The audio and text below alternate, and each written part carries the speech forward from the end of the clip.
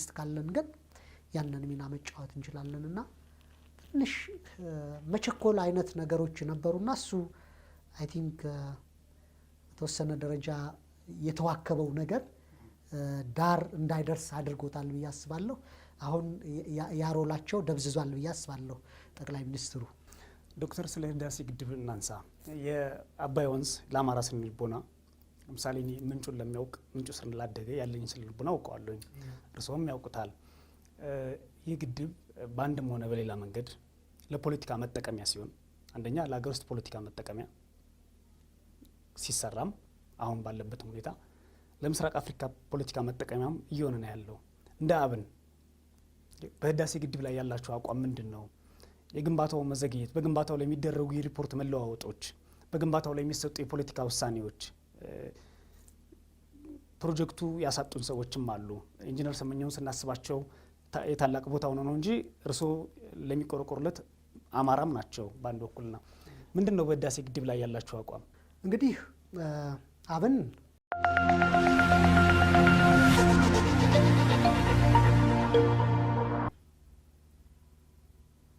ህዝቡን እናጣላው ብንል ፖለቲከኞች ወይም ልሂቃን በተወሰነ ደረጃ ክፍተት ልንፈጥር እንችላለን እንጂ ልንለያያቸው አንችልም ብዬ አስባለሁ። ምክንያቱም የትግራይ ህዝብም ልክ እንደ አማራ ህዝብ ሁሉ በኢትዮጵያዊነቱ ምንም ብዥታ የሌለበት ኢትዮጵያዊነቱን አንድም ቀን ጥያቄ ከቶ ማያቅና ለኢትዮጵያም ደም ሲከፍል የነበረ አጥንቱን ሲከሰክስ የነበረ ህዝብ ነውና የፖለቲካ ልሂቃን መቀራረብ አለብን። ኢትዮጵያ ውስጥ ፖለቲካ በልማዳዊ መንገድ የሚሰራው በመጠላለፍ በመጠላላት ጥላሸት በመቀባባት ነው። አዲሱ ትውልድ ከዚህ ቀደምቶቻችን ከሄዱበት የመጠላለፍ የሴራ ፖለቲካ ወጣን ቁጭ ብለን ልዩነቶቻችን ለብቻ አስቀምጠን አንድነቶቻችንን ደግሞ ለይተን የሚያግባቡን ነገሮች ስለሚበዙ በሚያግባቡን ነገሮች ዙሪያ መስራት አለብን ይቻላልም ብለን እናምናለንና አብንም በተመሳሳይ መንገድ ለዚህ ዝግጁ ነው። አንድ ልዩ ወይም ደግሞ ላያግባባቸው ይችላሉ ተብለው ከሚነሱ ጉዳዮች የወሰንና የድንበር የማንነት ጥያቄዎችን የምትገልጹባቸው መንገዶች እንዲሁም ደግሞ እንዲፈቱ የምትፈልጉባቸው መንገዶች ናቸው ተብሎ ይነገራል። ከዚህ በፊት በተለያዩ የአብን አባላት ስለ ወልቃይት ስለ ሌሎች ቦታዎች እንዴት መፈታት እንዳለባቸው ከፓርቲውም ከግልም ስሜት ሲነገሩ ነበር። በትክክል ቀደም ሲልም ጠቁሙልኛል። የአማራና የትግራይ ሽማግሌዎችና ልሂቃን ቁጭ ብለው የወልቃይትን ችግር ወይም ደግሞ የሌሎችን ችግር መፍታት ይችላሉ የሚል ሀሳብ አለ። አብን እንደ አብን እነዚህ የወሰንና የድንበር ጉዳዮች እንዴት ይፈታሉ ብሎ ያስቀምጠው? አሁን የፌዴራል መንግስት እየሄደበት ያለው መንገድስ ይፈታቸዋል ወይ? በእኛ በኩል እንግዲህ የኢህአዴግ ወደ ስልጣን ሲመጣ የክልሎች ወሰን ዲማርኬት ሲደረግ እንዲሁም ህገ መንግስቱ ሲረቀቅና ሲጸደቅ የአማራን ህዝብ በትክክለኛ መንገድ የወከሉ ድርጅቶች የሉም ብለን እናስባለን። ብዙ ጊዜ የሚነሳው ኢህዴን ብአዴን የአማራ ህዝብ ወኪል ነበረና በህገ መንግስት ማርቀቁም ክልሎች ሲዋቀሩምና ድንበራቸው ሲካለል ኢህዴን ተሳትፏልና አልተሳተፈም የሚለው ነገር ስተት ነው የሚባል ሁኔታ አለ። እሱ ተገቢ አይደለም። ተወካይ ሲባል አንደኛ ሀቀኛ ህዝቡ የመረጠው ህዝቡ ይሁንታውን የሰጠውና ለህዝቡ ጥቅምና ፍላጎትም በአግባቡ የሚከራከርና የተሟገተ ድርጅት ሊሆን ይገባ ነበር ብለን እናስባለን። እሱ አልሆነም። ስለዚህ በእኛ ግምት ምንድን ነው እነዚህ በረዥም ጊዜ የታሪክ ሂደት ውስጥ ወልቃይትን ብታይ የበጌ ምድር የጎንደር ክፍለ ሀገር አካል የነበረ ግዛት ነው። ራያን ብታይ አብዛኛው የራያ አካባቢ በወሎ ክፍለ ሀገር ስር የነበረ ነው። ስለዚህ አንደኛ ታሪኩ መታየት አለበት ነው። ሁለተኛ ታሪካዊ አስተዳደር ውስጥ የነበሩበት ሁኔታ መታየት አለበት ብለን እናስባለን። ሶስተኛ ታሪካዊ የህዝብ አሰፋፈሩ መታየት አለበት ብለን እናስባለን። አራተኛ ህዝቡ ኮንሰልት መደረግ አለበት። ህዝቡን አወያይተን ምርጫውን እንዲያሳልፍ ማድረግ መቻል አለብን። በእርግጥ አንዳንድ የተሰሩ ነገሮች አሉ። ለምሳሌ ወልቃይትን ብታይ ህወሓት ምልስ ወታደሮችን በሰፊው ያሰፈረባቸው አካባቢዎች አሉ። ዞሮ ምንድን ነው እነዚህ የሰፈሩ የትግራይ ሰዎችም ወንድሞቻችን ናቸው። የአማራ ህዝብ ባይዘው ያን ጥያቄ ሲያነሳ እነዚህ የሰፈሩ ሰዎች ይልቀቁ ወይም ደግሞ ለምን እዚህ መጥተው ሰፈሩ የሚል ጥያቄ አይደለም። የፍትሃዊነት ጥያቄ ነው እያነሳን ያለነው። እነዚህ ጉዳዮች ደግሞ ህዝቦች፣ የሀገር ሽማግሌዎች፣ ፖለቲከኞችና የፖለቲካ አመራሮች በሰከነ መንገድ ከስሜት በጸዳ መንገድ ቁጭ ብለው ከተወያዩ የህዝቦቹ መስተጋብርና ግንኙነት ከነዚህ ድንበር ወይም ከነዚህ ወሰን ጥያቄዎች በላይ ስለሆነ ኔጎሽየትድ የሆነ ሶሉሽን በውይይት መፍትሄ ይገኝለታል የሚል ከፍተኛ እምነት አለን። ይህን የምንናገረው ለፖለቲካ ኮሬክትነስ አይደለም፣ ባይዘወይ በትክክል ስለምናምንበት ነው። በሰለጠነ ዓለም መሬት አንዱ ሀብት ትልቁ ሀብት ነው። ኢህአዴግም መሬት ሀብቴ ነው የሚለው። እኔ ደግሞ ከዚህ በዘለለ መልኩ አሁን በአንድ ኢትዮጵያ ውስጥ ያለውን መሬት ወልቃይት ትግራይ ውስጥ ቢሆን ዋናው ጉዳይ እዛ ውስጥ ያሉ አማራዎች ጭቆና ደርሶባቸዋል ወይ? እዛ አካባቢ ያለውን ኢኮኖሚ ማን ነው የተቆጣጠረው? ምሳሌ ወልቃይትን እንደ ሰሊጥና አካባቢ መንቀሳቀሻ ስለሆነ የአማራ ባለሀብቶች አሳራሾች የሉም ወይ? ኤክስፖርት የሚያደርጉ ኢምፖርት የሚያደርጉ የሉም ወይ? የእናንተ ጥያቄ አሁን ብዙዎቹ ርስት ማስመለስና የቀድሞውን ስርዓት የመናፈቅ እንደ ደርግ ልሙጥ መስመሮችን የመፍጠር ወይም ደግሞ በደርግ የነበረውን የመመለስ ቀደም ብለው ያቀረቡልኝ ታሪካዊ ቦታዎች ወደ አማራና ወደ ጎንደር ቢኖሩም በፊትም ከዛ በፊት የሆነበት እድል ሊኖር ይችላል። በተደጋጋሚ ግን ቦታው ላይ ያሉ አማራዎች ወይም ደግሞ አማራ የሆኑ በብሔራቸው ጭቆና ደርሶባቸዋል ወይ? አሊያም ደግሞ ኢኮኖሚው ላይ ያላቸው ተሳትፎ ደካማ ነው ወይም እንዲገለሉ ተደርገዋል ወይ? ይሄ ነው የሚመስለኝ የዋናው ጥያቄ። ይሄ ነው መነሻችሁ ወይስ መሬቱ ነው ዋና መነሻችሁ? ባይዘወይ ሁለቱም ነገሮች በቀላሉ የሚታዩ አይደሉም።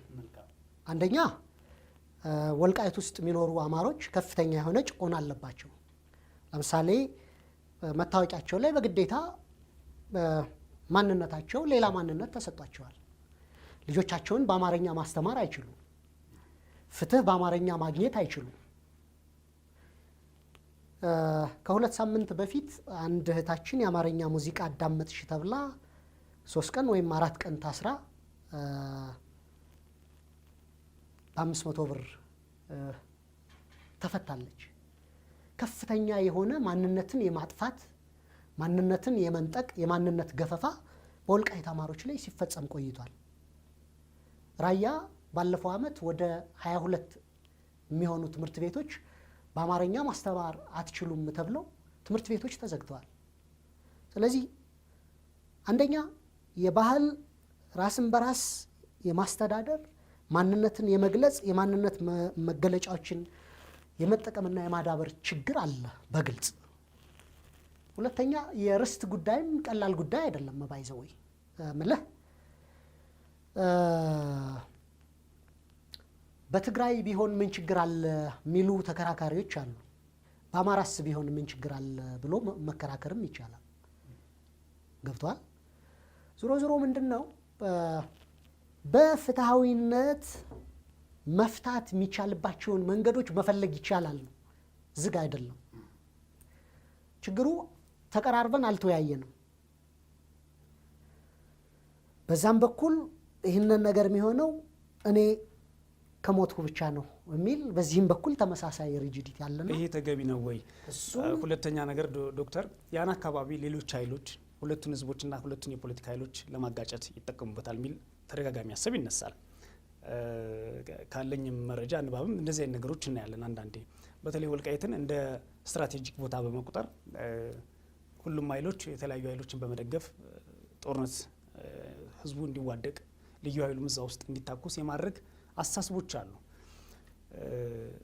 ይሄ በጠረጴዛ ዙሪያ ቁጭ ብሎ የመነጋገሩን ጉዳይ የፌዴራል መንግስት ካላደረገው፣ የተቋቋመው ሽማግሌ ወይም ደግሞ የሰላም ኮሚቴ ካላደረገው ማን ነው ሊያደርገው የሚችለው? በፌዴራል መንግስት በኩልና አሁን የተመሰረተው የወሰንና የማንነት ጉዳዮች ኮሚቴ እንግዲህ በፌዴራል መንግስት በኩል እስካሁን ፍላጎት አልነበረም። ምክንያቱም በዋነኝነት ህወሓት ነበር የፌዴራል መንግስቱን የበላይ ስልጣን ይዞ የነበረውና በዛ በኩል ፈቃደኝነት አልነበረም እስካሁን። አዲስ የተቋቋመው ኮሚቴ እንግዲህ አሁን ጀምረን አይፈታውም የሚል ኔጌቲቭ የሆነ ሀሳብ ፔሲሚስት የሆነ ሀሳብ መያዝ አንፈልግም። ምክር ሀሳብ ነው የሚያቀርበው። በእርግጥ ምክር ሀሳብ ነው የሚያቀርበው። ምክር ሀሳቡንም ገለልተኛና ሙያዊ በሆነ መንገድ ይፈጽመዋል ብለን እናስባለን። ዞሮ ዞሮ የወልቃይት ጉዳይ ለህወሓትም ትልቅ አጀንዳ የሆነበት ስትራቴጂክ ስለነበረ ነው። እነ ዶክተር አረጋዊ በርሄ በመጽሐፋቸው እነ አቶ ገብሩ አስራትም በመጽሐፎቻቸው በተለያዩ ጊዜያትም እንደገለጹት እነ አቶ ገብረመድህን አርያን ጨምሮ ህወሓት ያኔ በ60ዎቹ መጨረሻ ወልቃይትን ሲቆጣጠር ትልቁ ፍላጎቱ ለሱዳን አክሰስ ማድረጊያ መንገድ ይፈልግ ስለነበር ለሱዳን አክሰስ ማድረግ የሚቻለው ደግሞ በወልቃይት ብቻ ስለነበር ነው የሚል በግልጽ የሚታወቅ የታሪክ ሂደት አለና እሱ ግልጽ ነው። ኢኮኖሚካሊም ካየው ባይዘው በጣም ለም ሰሊጥ አምራች ነው። በከፍተኛ ሁኔታም አሁን ተቆጣጥረውት ያሉት የትግራይ ወንድሞቻችን እንደሆኑ ግልጽ ነው። የአማራ ባለሀብቶች ከአካባቢው ተገፍተው ወጥተዋል ማለት እንችላለን። ከፍተኛ ጫና ይደርስባቸው ስለነበርና ዞሮ ዞሮ እነዚህን የድንበር የማንነት ጉዳዮች ከጥቅል የትግራይና የአማራ ህዝብ ግንኙነት በላይ ናቸው የሚል ግምት የለንምና ሰክነን መወያየት ከግጭቶች ወጠን በኃይል በመሳሪያ በጡንቻ መፍትሄ ከመፈለግ ወጠን መወያየት መቻል አለብን ብዬ አስባለሁ። በእርግጥ ህወሓት በጣም አስቸጋሪ ድርጅት ነው። ጠመንጃ ነካሽ የሆነ ድርጅት ነውና ያን መፍትሄ ለማምጣት ህወሓት ያለ ይሳካል ወይ ምስኪና አለን። በአዲሱ ትውልድ ግን ከመፍትሄ የራቀ ነው ብዬ አላስብም። መልካም ዶክተር፣ አንድ በኢትዮጵያ ፖለቲካ ውስጥ የአብን መምጣት ተጨማሪው ነገር ምንድን ነው? ወጣቶች ናቸው። በጣም እድሜያቸው በሄዱትና በጣም ደግሞ ወጣት በሆኑት መሀል ነው የኢትዮጵያ ፖለቲካ የተሰቀዘው። መሀል ላይ ያለው ትውልድ ወይ የተሰደደው ወይ ሲማር የነበረው ወይ ንግድ ላይ ያለው ፖለቲካው ላይ ያለ ተሳትፎ ዝቅተኛ ነው። ይህ አንደኛ የዘመን ልዩነት ስላለ ያሳስብ ልዩነቶች አሉ። እነዚህ ተፈጥሯዊ ናቸው፣ ሰው ሰራሽ አይደሉም። እንዴት ነው ማስታረቅ የሚቻለው? ምሳሌ ይህ ማነሳለሁት ነገ በተለያዩ ቦታዎች ቅስቀሳ ስታደርጉ ከዚህ በፊት ባለው የኢትዮጵያ ፖለቲካ ልምድ አንድ ሽማግሌ ቁጭ ብሎ ቤተክርስቲያን ውስጥ ብድግ ብሎ ሀሳብ አላቸው። ምሳሌ ልደቱ አያሌው በአካባቢያቸው የገጠማቸውን ስለማስታወስ ነው። ግን ልጅ ናቸው ትንሽ በሰል ሊበሉ ቢል አንድ የአማራ ሽማግሌ ህዝቡ ያን የመስማት እድል ይኖረዋል። ይሄ ነገር እንዴት ነው የምታስቡት? አይ ቲንክ በጣም ጥሩ ጥያቄ ነው። አብን ለምሳሌ አማካይ የስራ አስፈጻሚያችን እድሜ 35 እና ከዛ በላይ ነው። አገር እያስተዳደሩ ያሉ ሰዎች ከኛ እድሜ በታች ያሉ ብዙ ሰዎች አሉ። አገርን የመሩና ወደ አመራር የወጡ ሰዎችም ከኛ እድሜ በታችና ከኛ አማካይ እድሜ በታች ኃላፊነትን እንደተቀበሉ እናውቃለን። ዞሮ ዞሮ ምንድነው ወጣቱ ይበዛበታል ማለታችን እንጂ አብን ውስጥ ትልልቅ ሰዎች የሉም ማለት አይደለም። በትውልድ ደረጃ ግን ክፍተቱን እናየዋለን።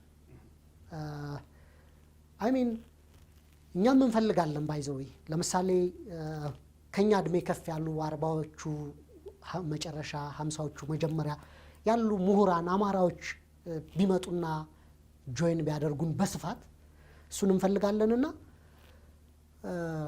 ለአንድ ፖለቲካ ድርጅት የአመራሩ እድሜ ወይም ደግሞ የአመራሩ የእድሜ ስብጥር ማተር ያደርጋል ብዬ አላስብም። ማተር የሚያደርገው ወይም አስፈላጊውና ወሳኙ ነገር ያ የፖለቲካ ድርጅት የያዘው ሀሳብና ርዕዮት የያዘው ግብ ነው ብዬ አስባለሁ። አዴፓ ውስጥ በጣም ትልልቅ ሰዎች አሉ፣ ቴኒርድ የሆኑ ረዥም ዓመታት በፖለቲካ ውስጥ ምናልባት የኛን እድሜ ያክል በፖለቲካ ውስጥ የቆዩ አመራሮች አሉ። እነዚህ ወንድሞቻችን የአማራን ሕዝብ መብት ጥቅም በአግባቡ አስከብረዋል ብለን አናስብም።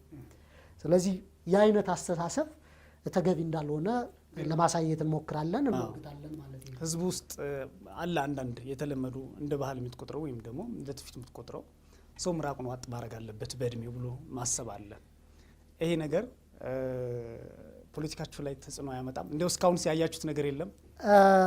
በእርግጥ በኢትዮጵያም ሆነ በአማራ ማህበረሰብ ውስጥ እድሜ ዋጋ ያለውን ያክል ከእድሜ በላይ ደግሞ አቺቭመንትን ወይም የግል ጥረትንና ስኬትን ትልቅ ዋጋ የሚሰጥ ህዝብ እንደሆነም እናውቃለን።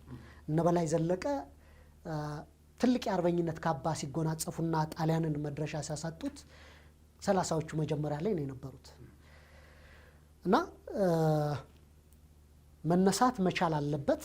የእድሜ ስብጥር መናቅ የለበትም። ልምድ መናቅ የለበትም። በዛው ልክ ደግሞ ጉልበት ያለው በኢነርጂ ኑሮት የህዝቦችን ጥያቄ ሊመራ የሚችል ፖለቲከኛ ማግኘትም ትልቅ እድል ነው ብዬ አስባለሁና እንዲሁም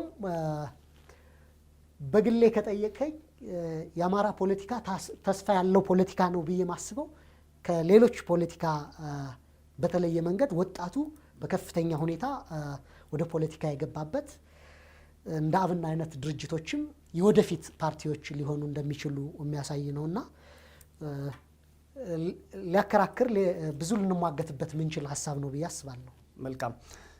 ከሰኔ 16 ክስተት በኋላ በአማራ ክልል የተከሰተውን ከዛ በኋላ የፓርቲያቸው አባላት ታስረዋል። በዋናነት አቶ ክርስቲያን ታደለ ታስረዋል።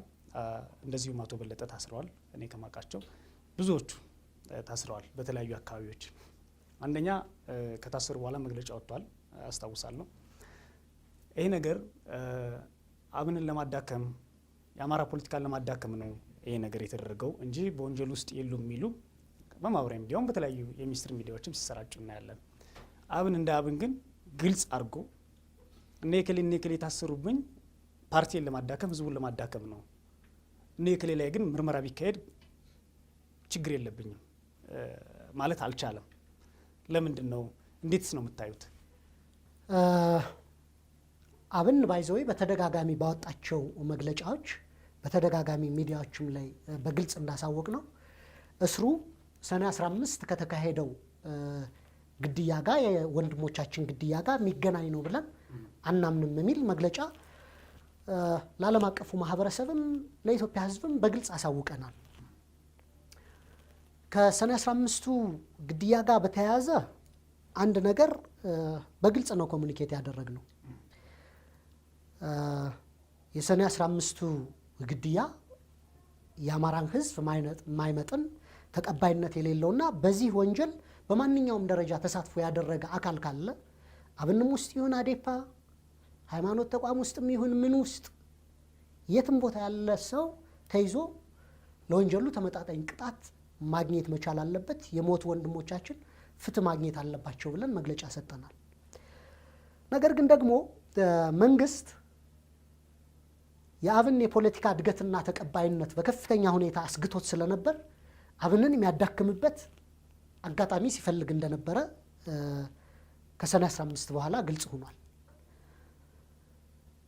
ያን አጋጣሚ ተጠቅሞ አብንን ብቻ አይደለም ባይዘወይ ከሁሉም የአማራ ማህበረሰብ እንቅስቃሴ የሚያደርጉ አካላትን በዘመቻ ነው የታሰሩ። የአማራ ልዩ ኃይል አባላት፣ የአብን አመራሮች፣ የአስራት ጋዜጠኛ አመራሮች፣ የኢትዮፒስ ጋዜጠኛ፣ የማህበረሰብ አንቂዎች፣ ሲቪል ሰርቫንቶች እና ሌሎችም አሁን መጥቀስ ያልቻልኳቸው አካላት ታስረዋል። ይህ አጠቃላይ የአማራን ብሔርተኝነት ለመምታትና የአማራን ብሔርተኝነት እንቅስቃሴ ለመግታት የተደረገ ሙከራ እንደሆነ በተደጋጋሚ ገልጸናል ማለት ነው። ወንጀል ተገኝቶባቸው ቢሆን ኑሮ በወንጀሉ ተሳትፈው ቢሆን ኑሮ እስካሁን መንግስት ወደ 4 ወር እየቀረባቸው ነው። ለፍርድ ቤት መረጃ አቅርቦ መረጃውን ለኢትዮጵያ ሕዝብን በሚዲያ መግለጽ ይችል ነበር። ያልሆነም ባይዘወይ የፍርድ ሂደቱንም ማየት እንችላለን። አንደኛ በፍርድ ሂደቱ ወቅት ለፌዴራል የመጀመሪያ ደረጃ ፍርድ ቤት የቀረበው ማስረጃ በጣም የሚያስቅ ነው። ተከሳሾች አንዳንዶቹ አብን የሚባል ድርጅት አባል በመሆን ይላል ወንጀላቸው ሲዘረዘር ማለት ነው። አብን የሚባለውን የፖለቲካ ድርጅት ማኒፌስቶ ይዘው በመገኘት ቤታቸው ሲፈተሽ ምንም ያልተገኘባቸው እስካሁን ሌላ ማስረጃ ያልቀረበባቸው ተብሎ ቀርቧል። አንዳንዶቹ በነ ዶክተር አምባቸው ግድያ ተከሰዋል ተብለው የቀረበባቸው ማስረጃ ፌስቡክ ላይ እነ ዶክተር አምባቸው የተገደሉት በሴራ ነው ብለው ህዝቡን ቀስቅሰዋል። በስራ አይገደሉም እኮ ማለት ግድያ ኖርማሊ ሴራ ወይም ተንኮል ነው። በሴራ ይህንን ያሉ ሰዎችን ማስረጃ ይህን ፖስታቸውን ለፍርድ ቤት ቀርበው አይተናልና የፍርድ ሂደቱ እጅግ በጣም የሚያስቅ እጅግ በጣም የሚያሳፍር የሚያሳዝንና ለውጥ እየተደረገ ነው። ተቋማቶቻችን በመሻሻል ሂደት ሪፎርም ፕሮሰስ ውስጥ ናቸው ተብሎ ብዙ ከበሮ የተመታለትን ጉዳይ በተግባር ምንም እንዳልተሰራ ያሳየን ነውና የመጀመሪያ ደረጃ ፍርድ ቤት ሂደቱን ከገመገመ በኋላ ወንጀሉን መስራታቸውን የሚያሳይ ምንም ማስረጃ አልቀረበምና በ1500 ብር ዋስ አብዛኞቹ ሌሎቹ በ2000 ብር ዋስ ይፈቱ ብሎ ውሳኔ አሳልፎ ነበር። ከዛ ይህን ጉዳይ አቃቤ ሕግ ይግባኝ ጠይቆ ከፍተኛ ፍርድ ቤት ላይ ሄደ። ከፍተኛ ፍርድ ቤት ያሉት ዳኛ ምንም ነገር ሳይሉ ምንም የስር ፍርድ ቤቱን ውሳኔ ሳይተቹ የስር ፍርድ ቤት ውሳኔ ተሽሯል፣ አቃቤ ሕግ የጠየቀው 28 ቀን 48 ቀን ፈቅጄበታለሁ ብሎ በኢትዮጵያ የፖለቲካ እስረኞች ታሪክ 48 ቀን የጊዜ ቀጠሮ ተሰጥቶ አያውቅም። በአብን ተከሳሾች ላይ ግን በሚያሳፍር ሁኔታ 48 ቀን ተሰጥቶ ነበር። ይህንን እኛ ለጠቅላይ ፍርድ ቤት ይግባኝ አልነ። ጠቅላይ ፍርድ ቤቱ የከፍተኛ ፍርድ ቤቱ ውሳኔ ስህተት እንደነበረና የስር ፍርድ ቤቱንም ለመሻር ምንም ያተተው ነገር ሀተታ ያቀረበው ነገር የተቸው ነገር የለምና የስር ፍርድ ቤት ውሳኔ መጽናት አለበት ብሎ ውሳኔ ተሰጥቶ ነበር። እስካሁን ግን የአብን አመራሮቻችን አባላቶቻችን ብዙ አማሮችም በተለያየ መንገድ ህገወጥ በሆነ ዲቴንሽን ውስጥ ህገወጥ በሆነ እገታ ውስጥ እስር ውስጥ ናቸው ማለት ነውና ግልጽ ነው። ለማዳከም ታስቦ የተደረገ ነው። ይሄ ነገር ግን አብንን የሚያዳክም ሳይሆን የበለጠ የሚያጠናክረው የአማራ ህዝባችንም የጠቅላይ ሚኒስትር አብይ አህመድ መንግስት ካለፈው መንግስታት ምንም የተለየ ለአማራ ህዝብ ሊያመጣለት እንደማይችልና ይልቅንም የሊፕ ሰርቪስ እየተሰጠ በአፍ እየተሸነገለ ብቻ አማራውን ወደ እስር ቤት ወደ ማጎሪያው እየተጋዘ እንደሆነ ያሳየልን ጉዳይ ስለሆነ አጠቃላይ እንትኑን ስናየው አብንን የሚጎዳ ሳይሆን አጠናክሮን የሚያልፍ እንደሆነ እያየነው ነው።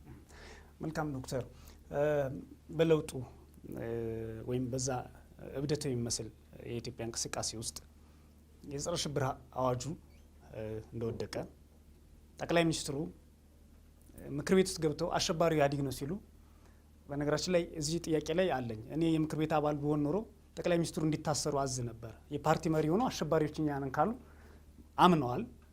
ግን ያው እንዳለመታደሉ ነው የምክር ቤት አባላት ይህን አገናዝበውት ወይም ዝም ብሎ አልፈዋል። ይህ ሁሉ ከተባለ በኋላ አንደኛ የዓለም መገናኛ ብዙሃን ሁሉ ኢትዮጵያ የጸረ ሽብር ህጓን ድሮፕ አረገች ብሎ የጸረ ሽብር ህጉ አፋኝ ነው ተብሎ እንትን ካለም በኋላ ይሄን አንስቶ በጸረ ሽብር ህግ መክሰስ አለ። ይሄን እንዴት ታዩታላችሁ ነው። ሁለተኛ ይሄ አስሮ መፍታቱ ቀጠሮ ማራዘሙ በሌሎች በትግራይም የሲቪል ሶሳይቲዎች እንደሚገለጸው በማንነታቸው ምክንያት የታሰሩ የትግራይ ተወላጆች አንድ ፖሊስ ቤቱ አርሶ መልሶ ሌላ ፖሊስ የሚያስርበት ሁኔታ እናያለን። ይሄ ምንድን ነው የሚያሳየው? እውነት ኢትዮጵያ በዚህ ውስጥ መፍትሄ ማግኘት ትችላለች ወይ? አይ ቲንክ በጣም ጥሩና ሰፊ ሊያወያየን የሚችል ጥያቄ ነው። ጠቅላይ ሚኒስትሩ በመክፈቻ ንግግራቸው ፓርላማው ላይ ያቀረቡት ንግግር እኔን ጨምሮ በጣም አስገራሚ ነበር። በእርግጥ ያ ንግግራቸው መንግስት አሸባሪ ነበር ማለታቸው ተገቢ ነው ብዬ አስባለሁ።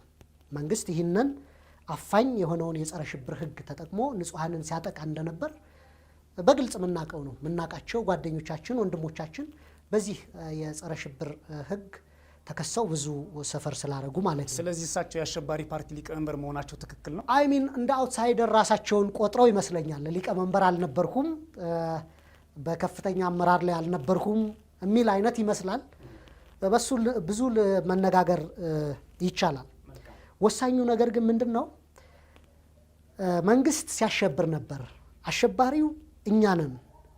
ከዚህ በኋላ ግን መረጃ ሳናሰባስብ አናስርም፣ አስረን መረጃ አንፈልግም፣ መረጃ ይዘን እናስራለን እንጂ ያሉት ጠቅላይ ሚኒስትር ዛሬ አማራዎችን፣ ኦሮሞዎችን ባይዘወይ የታሰሩ ኦሮሞዎችም አሉ። በቅርብ ያወጣው መግለጫ ያ ከፓርቲ አመራሮች ጋር ስገናኝ የእነሱም አባላት እንደታሰሩ ገልጸውልኛል። አመራር ባይታሰርባቸውም ከትግራይ ወንድሞቻችንም የሚነሳ በማንነታቸው የታሰሩ ሰዎች አሉ የሚገለጸው ነገር አለ። ዞሮ ዞሮ ተመልሰው ያን የጸረ ሽብር ህግ ከወደቀበት አራግፈው አቧራውን አራግፈው ጥቅም ላይ መዋላቸው ተሻሽሎ ባይዘው የመጨረሻው ረቂቅ ለፓርላማ ማሻሻያው ቀርቦ ነበር። ያንን አሮጌ ህግ ተመልሰው ጥቅም ላይ መዋላቸው ጠቅላይ ሚኒስትሩም ሆነ ተለውጧል የሚባለው ኢህአዴግ 2 ከኢህአዴግ 1 ብዙ ለውጥ እንደሌለውና የስም እንጂ የግብር ለውጥ ኢህአዴግ እንዳላደረገ ለውጥ የሚባለውም ነገር ቧልት ፌዝ እንደሆነ በግልጽ አሳይቶናልና እሱ ጊዜ ሳይወስድ በዚህ ደረጃ መገለጹ በአንድ በኩል መልካም ነው ብዬ አስባለሁ። ምክንያቱም ኢትዮጵያውያን ገና የዲሞክራሲ ትግላችን እንኳን ሊያልቅ ያልተገባደደ እንደሆነ ብዙ መታገልና ብዙ መስዋዕትነት የሚፈልግ ትግል ከፊታችን እንደሚጠብቀንም ባጭሩ ያሳየን ስለሆነ በዚያ መንገድ መታየት አለበት። የተቋማት ለውጥ ለምሳሌ የአቃቤ ሕግ፣ የፖሊስ፣ የደህንነት ተቋሙ፣ የፍትህ ስርዓቱ፣ ሚዲያው እነዚህ ሁሉ ሪፎርም እየተደረጉ ነው ተብሎ በተወራ ማግስት ዛሬ የት እንዳለ በግልጽ አይተነዋል። ፍርድ ቤት ይፈቱ ወንጀል አልተገኘባቸውም ብሎ የደህንነት ተቋሙና የፖሊስ ተቋሙ አግቶ ንጹሐን ዜጎችን የሚይዝበት በተመሳሳይ ያለፈው ኢህአዴግ ያደርገው የነበረው ነገር ነው። አቃቤ ሕግ ንጹሐንን በተፈጠረ ወንጀል የሚከስበት አሁንም እሱ ቀጥሏል ማለት ነው። ስለዚህ ተቋማቶቻችን ሪፎርም ገና ነው፣ ብዙ መሰራት መቻል አለበት፣ ብዙ ትግል ይፈልጋል። ኢህአዴግም ምናልባት በህይወት እያለ ሪፎርም ሊደረግ የሚችል ድርጅት ነው ወይ ብለን ትልቅ ጥያቄ ምልክት ደግመን እንድናሳርፍበት ያደረገ ሁኔታ ነውና እንደ አንድ የፖለቲካ መሪ አዝናለሁ። በተለይ የአዲሱ ትውልድ ተወካይ ነኝ ብዬ ራሴን ሳስብ አገሬ በዚህ ደረጃ በወረዱ ፖለቲከኞች እየተመራች ማየቴ አንገት ያስደፋል። ተስፋ አለኝ ግን በእኛ እድሜ ቢያንስ የኛ ትውልድ ይህንን ፍትህ የሰፈነባት ዜጎች በማንነታቸው ማይጠቁባት ዜጎች በፖለቲካ አመለካከታቸው ማይጠቁበትና ፍትህ ርቱዕ የሰፈነባት አገር አድርገናት እንደምናልፍ እርግጠኛ ነኝና እሱን እናደርጋለን ብዬ አስባለሁ። እሱም የህይወት ዘመናችን ግብ አድርገን ልንታገል ይገባል ብዬ አስባለሁ። ለወጣቶች በእኔ እድሜ ላሉ ፖለቲከኞች እሱን ነው ማለት የምችለው። የሰኔ 15ን ክስተት ተከትሎ በእናንተም በአዴፓ ውስጥም በህዝቡም ውስጥ መከፋፈል አለ ተብሎ ይነገራል። አንዳንድ ብልጭ የሚሉ ነገሮችም እናያለን። ሰዎች በጎጃሚነታቸው ወይም በሌላ እንትናቸው ሲጽፉ እናያለን። የገደለው የሆነ አካባቢ ነው፣ የሞተውም እንደዚህ ነው የሚል ነገር አለ። አዲስ ፈተና ሆነባችሁ ወይስ በዚህ ለጉዳይ ላይ ምንድን ነው ማለት የምችለው? ማህበራዊ ሚዲያ ላይ ማርጂናል የሆኑ እንደዚህ አይነት ድምጾችን እንሰማለን። ግን ህዝብ ውስጥ ያለው ምንድን ነው ነው? የአማራ ህዝብ ባይዘወይ በጣም እኔ ይገርመኛል። ሁሌም በጣም አስተዋይ ህዝብ ነው እና የሰኔ 15ቱ ግድያ ሲፈጸም ያ ወንጀል ሲሰራ በከፍተኛ ትዕግስት በከፍተኛ አስተውሎት ነው ያለፈውና ሶሻል ሚዲያ ላይ ያሉ በጣም እዚህ ግባ የማይባለው ድምፅ አጠቃላይ ህዝብ ውስጥ ያለውን ነገር የሚወክል ነው የሚል ግምገማ የለንም። ባይዘው በድርጅታችን ገምግመናል። አማራውንም ከፍሎታል ብለን አናስብም። ነገር ግን ደግሞ ይህ ሎካል የሆኑ አካባቢያዊነት የትም ዓለም ላይ ኢትዮጵያ ውስጥም የትም ሀገር ላይ አለ። ኦሮሞ ብትሄድ ወለጋው፣ ሀረሪው እንዲሁ ከሀረርጌ ከአርሲ እንደዚህ አይነት እንትኖች ሎካል የሆኑ ሴንቲመንቶች ተፈጥሯዊ ስለሆኑ ሙሉ በሙሉ ሊጠፉ የሚችሉ አይደሉም።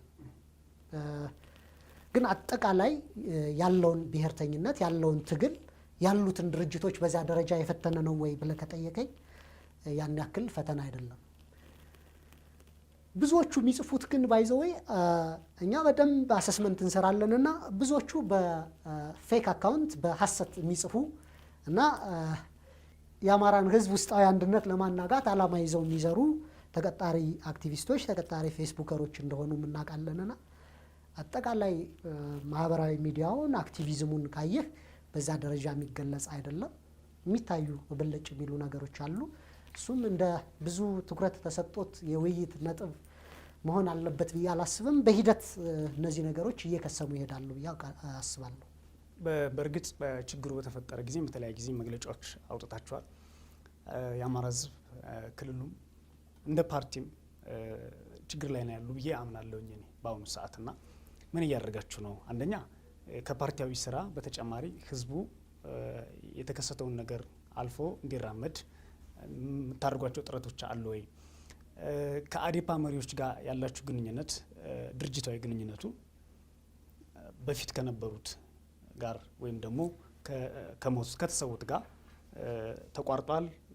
አሁን ከአዲሶቹ ጋር ግንኙነቱ አለ ወይ የሚለውን ይመልሱልኝ። ጥሩ።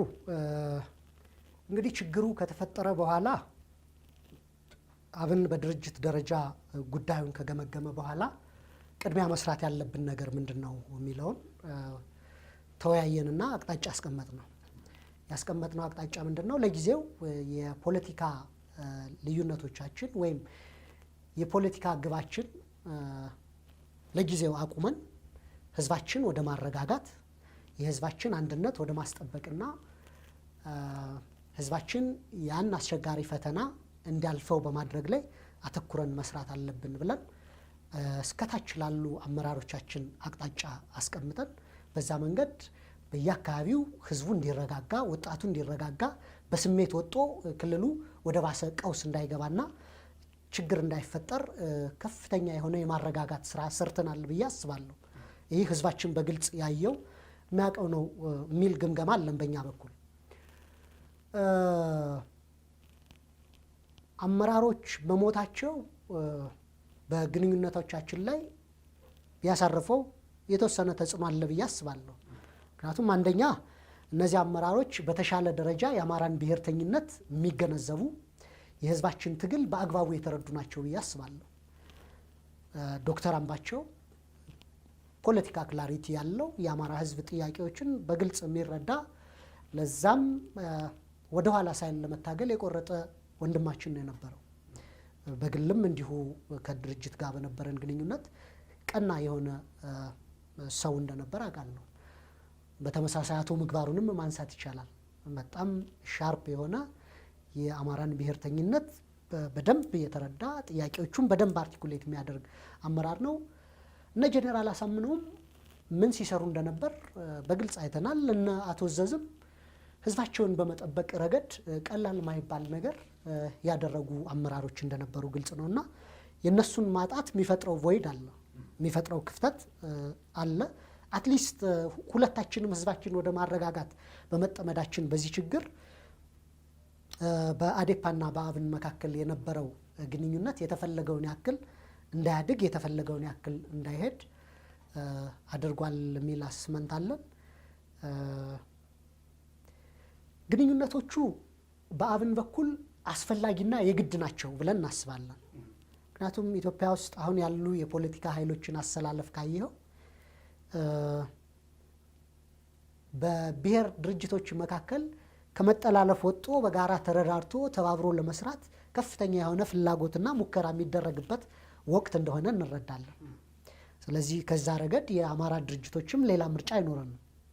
በጋራ መሰባሰብ፣ በጋራ መወያየት፣ መምከርና የህዝባችን አጀንዳ ቀዳሚ የጋራ አጀንዳ አድርገን በሚያግባቡን ነገሮች አብረን መስራት፣ ልዩነቶቻችን ደግሞ እንደተጠበቁ አድርገን በምርጫ ህዝባችን እንዲበይነንና ህዝባችን የመረጠውን ድርጅት እንዲመርጥ ማድረግ አለብን ብለን እናስባለንና እሱን ስናስብ ብአዴን አዴፓ ባለፉት ዓመታት በህዝባችን ላይ ያደረሰውን ነገር ረስተን አይደለም ባይዘው ህዝባችን ላይ የደረሰውን ዳሜጅ አቃለነው ንቀነው አይደለም።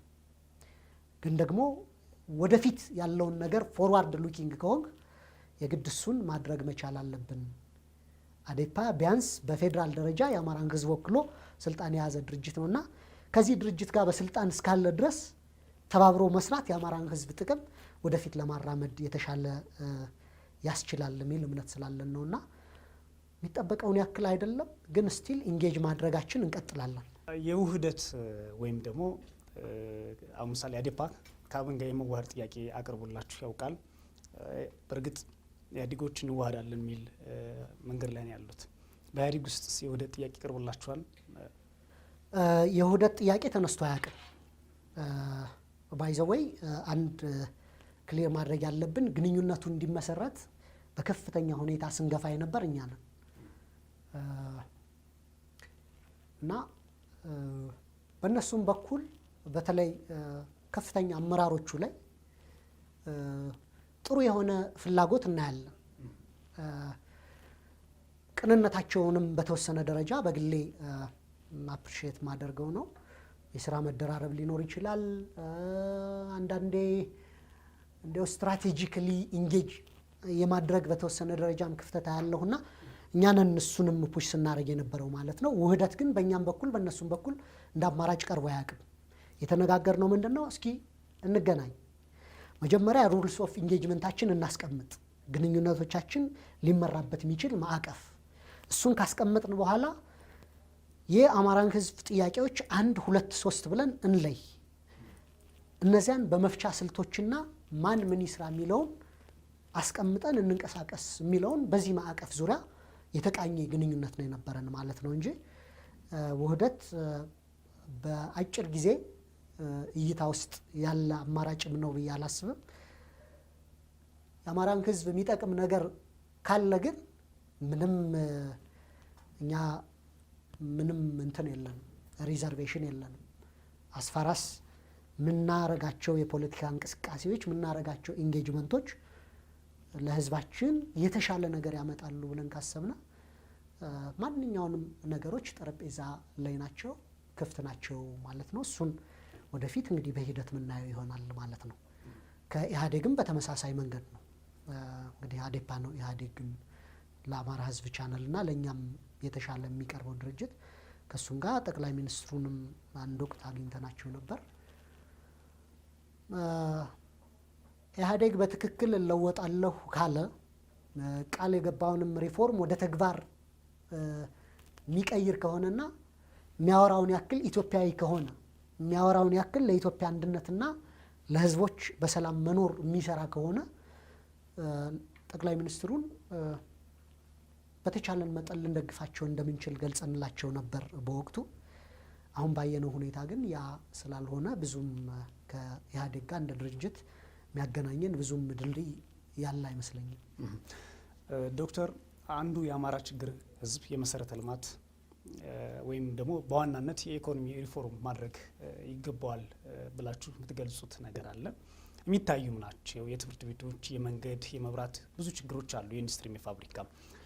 እነዚህን ጉዳዮች እንደው እንደ አንድ ፓርቲ ከመናገር ባለፈ በሰነድ አስቀምጦ አንደኛ ከህዝቡ ጋር ውይይት ማድረግ የምትጀምሩት መቼ ነው? የምርጫ ጊዜ ደርሷል። ሁለተኛ በተጨባጭ ሰነዳችሁ አስቀምጣችኋል ወይ? ጥሩ። እንግዲህ እስካሁን በነበሩን ውይይት ከህዝባችን ጋር ከ200 ምናምን በላይ ህዝባዊ ውይይቶች አካሂደናል። በእነዚህ ውይይቶች ላይ የፖሊሲ አቅጣጫዎቻችን አብረን እናቀርብ ነበር፣ አንድ ሰነድ ማለት ነው። የአብንን ዋና ዋና የፖሊሲ አቅጣጫዎች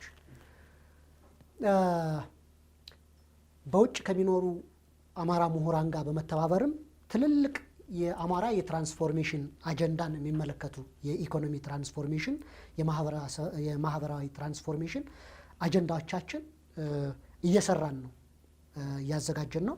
ከምርጫ በፊት ክሊርሊ የአማራ ህዝብ ምን ስራዎች መሰራት አለበት፣ የገጠሩን አማራ ትራንስፎርም ለማድረግ የገጠር ባንኮችን ከመመስረት ጀምሮ የገጠር መሰረተ ልማት፣ የገጠር ኢንፍራስትራክቸር እንዴት እናካሄዳለን የሚለውን ወንድማችን ክርስቲያን ታደለ የሚመራው አንድ ቲም ከስትራቴጂ ክፍላችን ጋር ሆነው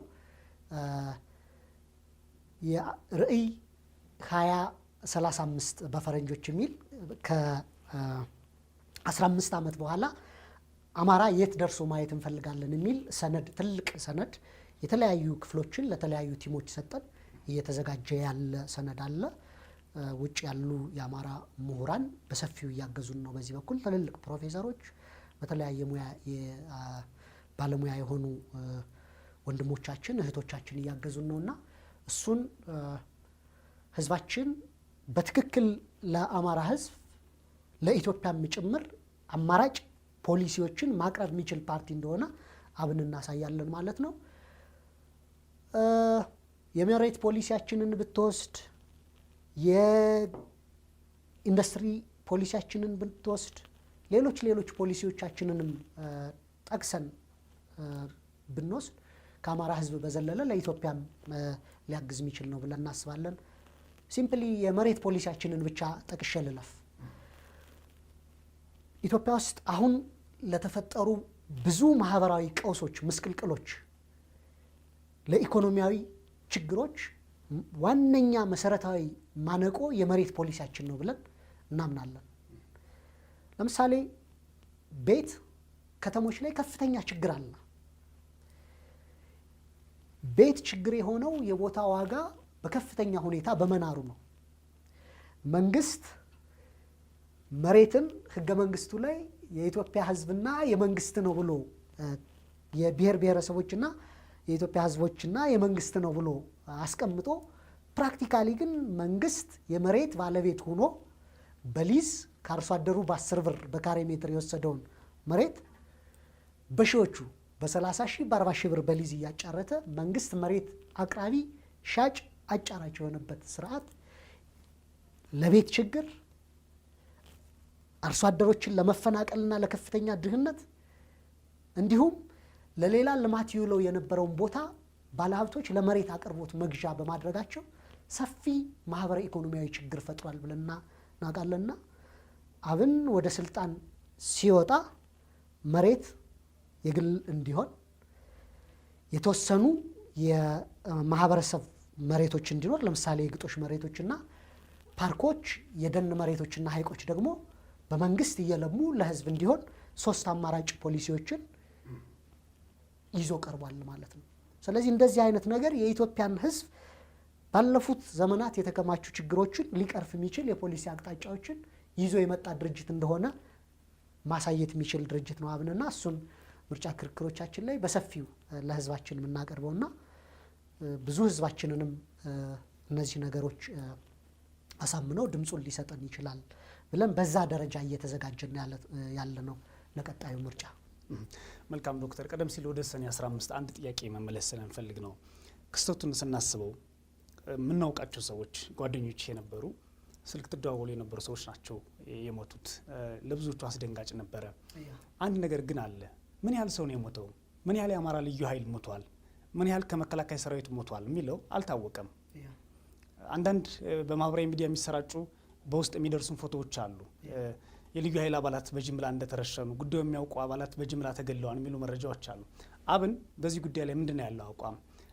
እንዲታወቅስ ግፊት ለምን አላደረጋችሁም? እንግዲህ በዚህ ጉዳይ ላይ ያወጣነው አቋም ያራመድነው አቋም ምንድን ነው? ወንጀሉ ነፃና ገለልተኛ በሆነ አካል መጣራት መቻል አለበት። ምን እንደተፈጠረ አንደኛ ህዝባችን ማወቅ አለበት። ሰኔ 15 ላይ ምንድን ነው የተከናወነው? ማን ምንድን ነው ያደረገው? ከዛ ጋር ተያይዞ ስንት ወንድሞቻችን ሞቱ? ስንት የልዩ ኃይል አባላት፣ ስንት የሀገር መከላከያ አባላት ወንድሞቻችን ሞቱ? የሚታወቅ ነገር የለም። ለእኛም በተለያየ መንገድ የተለያዩ መረጃዎች ይደርሱናል። ዞሮ ዞሮ ጉዳዩ በምርመራ ላይ ያለ ጉዳይ ስለሆነ በዝርዝር አስተያየት መስጠት ይቸግረኛል። አንድ አስምሬ ማለፍ የምፈልገው ነገር ግን በዚህ በህዝባችን ላይ በተቀናበረ መንገድ በተካሄደ የወንጀል ድርጊት ውስጥ ተሳትፎ ያላቸው አካላትና የተጎዱ አካላት ቤተሰቦች ፍትህ ይፈልጋሉ። የአማራ ህዝብ ፍትህ ይፈልጋል። ይህ በአግባቡ ተጣርቶ እንዲታወቅ የፌዴራል መንግስቱ የአማራ ብሔራዊ ክልላዊ መንግስትም ኃላፊነት አለባቸው። ይህን አለማድረግ ከፍተኛ ፖለቲካዊ ዋጋ የሚያስከፍል ነው። በህዝባችን ላይም ከፍተኛ በደል ሊያደርስ የሚችል ከፍተኛ ሴራ እንደሆነ እናምናለንና ተስፋለኝ ኢንዲፔንደንት በሆነ መንገድ ዶክተር አምባቸው በዛ ሁኔታ መገደል መሞት ምን ዓላማ ለማሳካት ታስቦ ነው ብዬ ራሴን ጠይቅና ምክንያት ማቅረብ ይከብደኛል። ሌሎቹም ያ ሁሉ እልቂት የተፈጸመው ምን ለማምጣት ታስቦ ነበር? ከዚህ ሁሉ ወንጀል ጀርባስ ማን ሊኖር ይችላል? በጣም ትልቅ ጥያቄ ነው ይሄ። ልብ የሚሰብርም የሚያሳዝንም ጥያቄ ነውና አንዳንዴ ኢሞሽናል ያደርጋል ይሄ ጉዳይ። ብዙ ኮንስፓይረሲ ቲዮሪዎች ደግሞ ይወራሉ ከጉዳዩ ጋር ተያይዞ እንዲህ ተደርጓል፣ እንዲህ ተብሏል፣ እከሌ ተሳትፏል፣ እንዲህ አድርጓል፣ ማት ነገር ነው የሚወራው እና በእርግጥ ከሞቱ በኋላ አካላቸው የተጎተቱ ሰዎች ነበሩ ይባላል። አስከሬን በጥይት ተደብድቧል ይባላል። ይህ ሁሉ ከአማራ ሕዝብ ስነ ልቦና ጋር የማይመጥንና ተደርጓል ወይ ብለህ ራሱ ለማመን የሚያስቸግሩ ነገሮች አሉ። ዞሮ ዞሮ ምንድነው ቅድም ካልሁት ጋር እነዚህ ሁሉ ነገሮች በአግባቡ ተመርምረው በአግባቡ ተሰንደው እውነታዎቹ ታውቀው የተሰሩ ስህተቶች ካሉ ምንማርባቸው እና እንዲህ አይነት ነውረኛና አስቀያሚ ድርጊት ድጋሚ በህዝባችን እንዳይፈጠር ወደፊት መሰራት ያለብን ነገሮች እንዳሉ አመላካች ነው። የአክቲቪዝም ጉዳይ እናንሳና በአማራነታቸው አክቲቪስት የሆኑ ሰዎች አሉ፣ በኢትዮጵያዊነታቸው ደግሞ አክቲቪስት የሆኑ ሰዎች አሉ። ነገር ግን በአማራ ፖለቲካ ውስጥ የአክቲቪስቱ ሚና አዲስ ነው። የአማራ ፖለቲካም እንደ አዲስ የመጣ ቢሆንም ማለት ነው። የእርስዎ ግምገማ እንዴት ነው? መልካም ነገሮች እንዳሉት አዲስ ጅማሮ እንዳሉ በአክቲቪስትነታቸው ብዙ አስተዋጽኦ እያደረጉ ያሉ አክቲቪስቶች እንዳሉ አውቃለሁ። በአንጻሩ ደግሞ ለአብንም ለአዴፓም ችግር የሆኑ አክቲቪስቶች አሉ። ምሳሌ አዴፓ ፈርሶ ማየት የሚፈልጉ የዘላለም ዓላማቸው የሆኑ አሉ። ከመፍረሱ በስተጀርባ ምን እንዳለ ምን እንደሚመጣ መገመት። አንድ ፓርቲ ሲፈርስ መሪ ፓርቲ ሲፈርስ ችግሮች አሉ። የእርስዎ ግምገማ ምንድን ነው? በድርጅት ደረጃ እነዚህ አይነት የአማራን የብሔርተኝነቱ እና ሶሻል ሚዲያ ማህበራዊ ሚዲያ ለብሔርተኝነቱ ያለው አስተዋጽኦ እና በአማራ ድርጅቶች ላይ ያበረከተው በጎና አፍራሽ የሆኑ አስተዋጽኦቹን በአግባቡ ለመገምገም ሞክረናል። በዛ ላይ እንዳስቀመጥ ነው አብዛኛው ማለት በምንችል ደረጃ ለአማራ ሕዝብ መከበር ከፍተኛ አስተዋጽኦ የሚያበረክቱ የፖለቲካ ንቃት እንዲፈጠር ያደረጉ የሕዝባችን አንድነት እንዲሻሻል አማራዊ አንድነት እንዲጠናከር የአማራ ብሔርተኝነት እንዲጎለብት በእውቀት ጭምር ከፍተኛ አስተዋጽኦ ያደረጉ ብዙ አክቲቪስቶች እንዳሉ ገምግመናል። ነገር ግን ደግሞ መስተካከል ያለባቸው አንዳንድ ነገሮች አሉ። አንደኛው ነገር የአማራ ማህበራዊ ሚዲያ ውስጥ ከፍተኛ የሆነ አጀንዳ ተቀባይነት አለ። የሌሎች የሚሰጡትን አጀንዳ ተሸክሞ እሱን ሲያጮሁ የመዋል በሱ ሲያለቃቅሱ የመዋል አዝማሚያዎች አሉ። እሱ መስተካከል ያለበት ጉዳይ ነው። ሁለተኛ ቅድም ስንገልጸው እንደነበረው አማራው ራሱን ከአማራነቱ በታች በአካባቢያዊነት እንዲገልጽና ወደዚያ አዝማሚያ እንዲወርድ ፍላጎት ያላቸው አንዳንድ እንደዚህ አይነት አክቲቪስቶች አለና እሱም መታረም አለበት ብለን እናስባለን። በብአዴን ላይ በአብን ላይ ትችት የሚያቀርቡ አክቲቪስቶችም እንዳሉ እናውቃለን። እሱም በልኩ መታየት አለበት ብዬ አስባለሁ። እነዚህ የፖለቲካ ድርጅቶች ሰፊ የህዝብ ተቀባይነት ያላቸው ድርጅቶች ከመሆናቸው አንጻር በአግባቡ መተቸት መቻል አለባቸው። ሁሌ ግን ሁሌ ተመሳሳይ የሆነ ቁሞ ቀርነት አይነት የሚታይበት እሱ አይነት ነገር ቢታረም በግሌ ደስ ይለኛል። እምልህ አዴፓ ወደድነውም ጠላነውም አሁን ስልጣን ላይ ያለ አካል ነው። አዴፓን ማውረድ የሚገባን ቀጣዩ ምርጫ ከዓመት በታች ጊዜ አለ።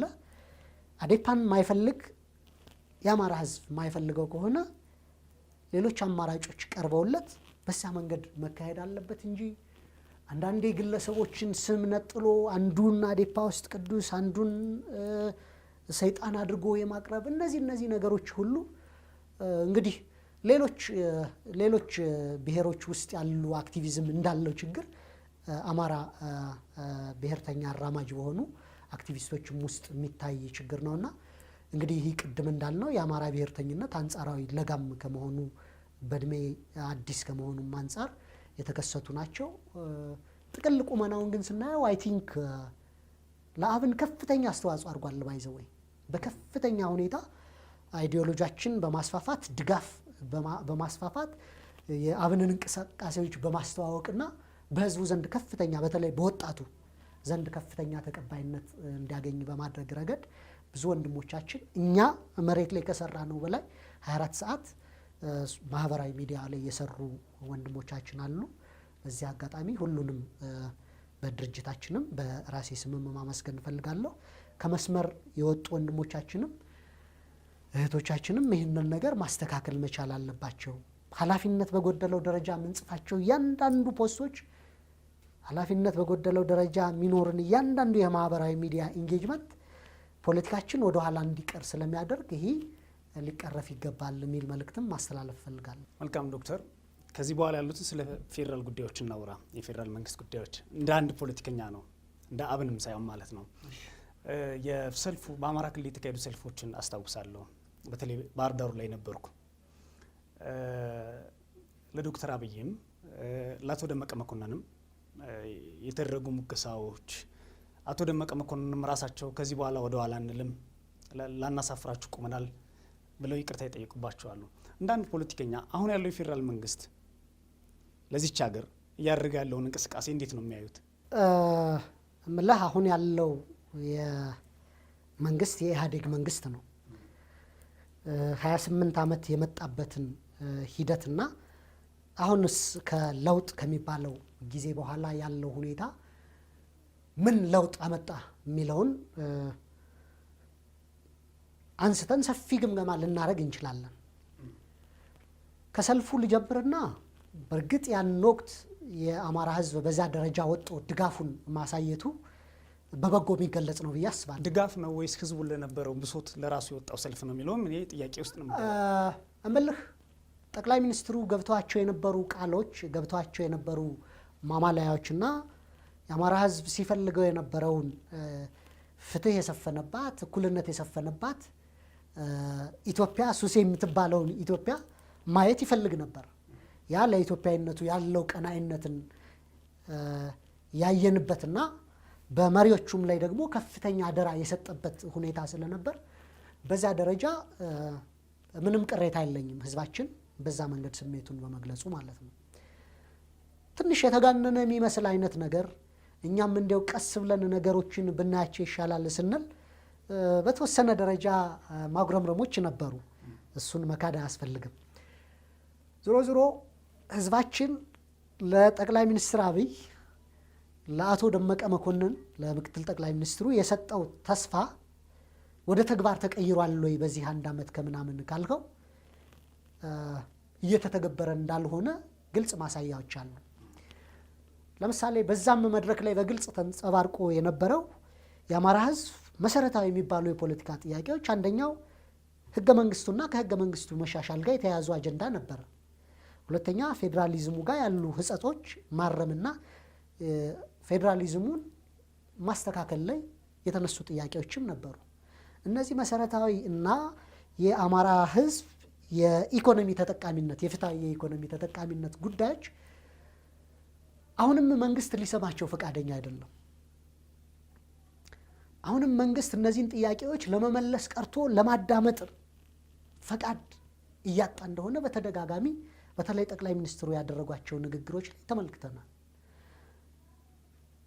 ቃል የተገቡትም እነዚያ እንዲተገበሩ በሚታይ ተጨባጭ የሆነ መንገድ እርምጃ እየተደረገ እንደሆነ እያየን አይደለም ማለት ነው።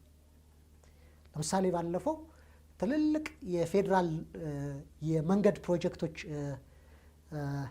ይፋ ሲደረጉ አማራ ክልል አንድ መንገድ ብቻ ነበር የነበረው እና እነዚህን ነገሮች ሳይ ይሄ መንግስት እስካለ ድረስና የኢህአዴግ ስርዓት እስከቀጠለ ድረስ መሰረታዊ የሆነ የአማራ ህዝብ ተጠቃሚነቱ ይረጋገጣል የሚለው ተስፋዬ በከፍተኛ ሁኔታ እየወረደ እንዳለ ይሰማኛል። እንደዛ ፊል አረጋለሁ። በቃ ሲስተማቲካሊ አማራ ጠል በሆነ ሁኔታ ስሪቱ፣ ተቋማቱ፣ ኢንስቲትዩሽኖች እና ስርዓቱ ሲስተሙ በዛ መንገድ ተቃኝቷልና ይህ ስርዓት ስር ነቀል በሆነ ደረጃ መለወጥ አለበት። በዛ ደረጃ ካልተለወጠ የኢትዮጵያ ስትራክቸራል እና ሲስተሚክ የሆኑ ችግሮች ሊቀረፉ የሚችሉበት እድል አይኖርም። የአማራ ህዝብ ጥያቄም እንዲሁ የሚመለስበት ቫያብል የሆነ መንገድ አይታየኝም እና አይ ቲንክ ያን ለመቅረፍ አብን ከፍተኛ ኃላፊነት ወድቆበታል። በሱ ደረጃም የሚመጥን ቁመና ይዘን ለመገኘት በከፍተኛ ሁኔታ እየሰራን ነው ማለት ነውና ብዙ ተስፋ አላይም። ጨለምተኛ ግን አይደለሁም። እስኪ ተስፋ ይምጣልን። ብዙዎቹ አንዳንድ ፖለቲከኞች በግል ሳናግራቸው ለአቶ ክርስቲያን ታደለ መታሰር ምናልባት ምክንያት ነው ብለው የሚያቀርቡት የቴሌን የአየር መንገድና የሌሎችን ሽያጭ መቃወማቸው ሊሆን ይችላል። እነዚህን ተቋማት ህወሓት ተጠቅሞባቸዋል በሚል በአማራ ፖለቲካ ቢሸጡም ባይሸጡም ችግር የለብንም የሚል ስነልቦና ስለነበረ አዲስ ስነልቦና ይዘው መምጣታቸው ከፍተኛ ተቃውሞ ሊያስነሳ ይችላል የሚል አለ። እንደ ዶክተር ደሳለኝ እንደ አንድ ሰው የቴሌን የአየር መንገድንና ሌሎች ተቋማትን የኢትዮጵያ ህዝብ የሆኑ ተቋማትን ለመሸጥ የሚደረገው ኦልሞስት ይፋ አልሆነም እንጂ ፕሮሰሶቹ ያለቁ ይመስላሉ። እሱን እንዴት ነው የሚያዩት? መግለጫዎቻችን ላይ በግልጽ አንጸባርቀናል ይህን አቋማችን። በመሰረታዊነት የኢኮኖሚ ስርዓቱ ውድድር ያለበት፣ የግል ክፍለ ኢኮኖሚው ነፃነት ያገኘበት ኢኮኖሚ ውድድሩ ያለበት ኢኮኖሚ ውስጥ አማራ ተወዳድሮ ማሸነፍ ይችላል ሲስተሙ ገለልተኛ እስከሆነ ድረስ የሚል ግምገማ አለ። የነዚህ ተቋማት መሸጥ ግን ብዙ ኢምፕሊኬሽን ስላላቸው አንደኛ ለምሳሌ ቴሌን ብናይ ቴሌን አሁን ባለበት ሁኔታ አንደኛ ገበያው ክፍት ሳይደረግ ሌሎች ውድድር መፍጠር የሚችሉ የቴሌኮሙኒኬሽን ካምፓኒዎች ገብተው ተወዳዳሪነት ባልሰፈነበት፣ ሁለተኛ ተገቢ የሆነ ሬጉላቶሪ ፍሬምወርክ ህጎችንና ማዕቀፎችን ባልገነባንበት ሁኔታ ዝም ብሎ ቴሌን መሸጥ ህዝባችን ይጎዳል ብለን እናስባለን። በተመሳሳይ ለነማን ይሸጣል፣ ከጀርባስ በዚህ ፕራይቬታይዜሽን ፕሮሰስ ውስጥ እነማን ሊሳተፉ ይችላሉ የሚለው ነገር በከፍተኛ ሁኔታ እየተከታተል ነው ያለው ጉዳይ ነው። አንድ እሱ ነው። ሁለተኛ አየር መንገድን እንውሰድ። የኢትዮጵያ አየር መንገድ ባለራዕይ የሆኑ ነገስታቶች፣ ባለራዕይ የሆኑ አባቶቻችን የመሰረቱት የኢትዮጵያ ብራንድ ካሪር ነው፣ የኢትዮጵያ ምልክት ተሸካሚ ነው ብለን እናስባለን። ከሉዓላዊነታችንም አንጻር የምናየው ነገር ነው። ኢትዮጵያ የባህር በር የላትም በአሁኑ ሰዓት። ትህነግ ህወሓት ባደረገው የፖለቲካ ሸፍጥ ባህር በሯ እንድታጣ የተደረገች ሀገር ነች። ስለዚህ አትሊስት የአየር ላይ የባህር ወደባችን ነው፣ የባህር በራችን ነው ብለን እናስባለን። ብዙ ነገሮችን እንደ ልብ ማስገባት ይቻላል። ባይዘው በኢትዮጵያ አየር መንገድ ካርጎዎች ማለት ነው። ለውጭ ሀገር ድርጅቶች ከተሸጡ ግን እነዚህ ድርጅቶች ማስገባት አትችሉም፣ ይህን ቃል አጓጉዝም ቢሉ ማስገባት የሚቻልበት ሉዓላዊነትንም አብረህ እየሸጥክ ነው ማለት ነው። አንድ እሱ ነው። ሁለተኛ ረዥም ጊዜ የትርፋማነት ታሪክ ያላቸውና በከፍተኛ ሁኔታ እያደጉ የመጡ ተቋማት ናቸው። እነዚህን ተቋማት ከመሸጥ እነዚህ ተቋማት ተወዳዳሪነታቸው እንዲያድግ በማድረግ ሌሎች ድርጅቶች ወደ ገበያው እንዲመጡ በማድረግ የበለጠ ተወዳዳሪነታቸውን ማሳደግ ለኢትዮጵያ ሕዝብ የተሻለ ጠቀሜታ አለው ብለን እናስባለን። ስለዚህ ፕራይቬታይዜሽኑ የሚካሄድበት ጊዜ ዲሬጉሌት ያልተደረገ ማርኬት ገበያው ክፍት ባልተደረገበት ሁኔታ የሚደረገው የፕራይቬታይዜሽን ሂደት ከፈረሱ ጋሪው የቀደመው ነው የሚል ሁኔታ አለን። ተወዳዳሪነቱ ከተፈጠረ በኋላ ማርኬቱ ኦፕን ከተደረገ በኋላ አትራፊነታቸው ከቀጠለ ሊቀጥሉ ይችላሉ። የኢትዮጵያ ሕዝብ ሀብት ናቸው። አትራፊነታቸው ካልቀጠለ ደግሞ ያኔ ማሰብ ይቻል ነበር። ነገር ግን የጠቅላይ ሚኒስትር አብይ አህመድ መንግስት የገጠመውን ጊዜያዊ የሃርድ ከረንሲ እጥረት መሰረት አድርጎ በችኮላ የኢትዮጵያ ሕዝብ ሳይመክርበት የሚመለከታቸው አካላት ሳይመክርበት አሳልፎ ለመሸጥ እያደረገ ያለው እሽቅድድምና ሩጫ ኃላፊነት የጎደለውና የኢትዮጵያን ሕዝብ ቅርሶች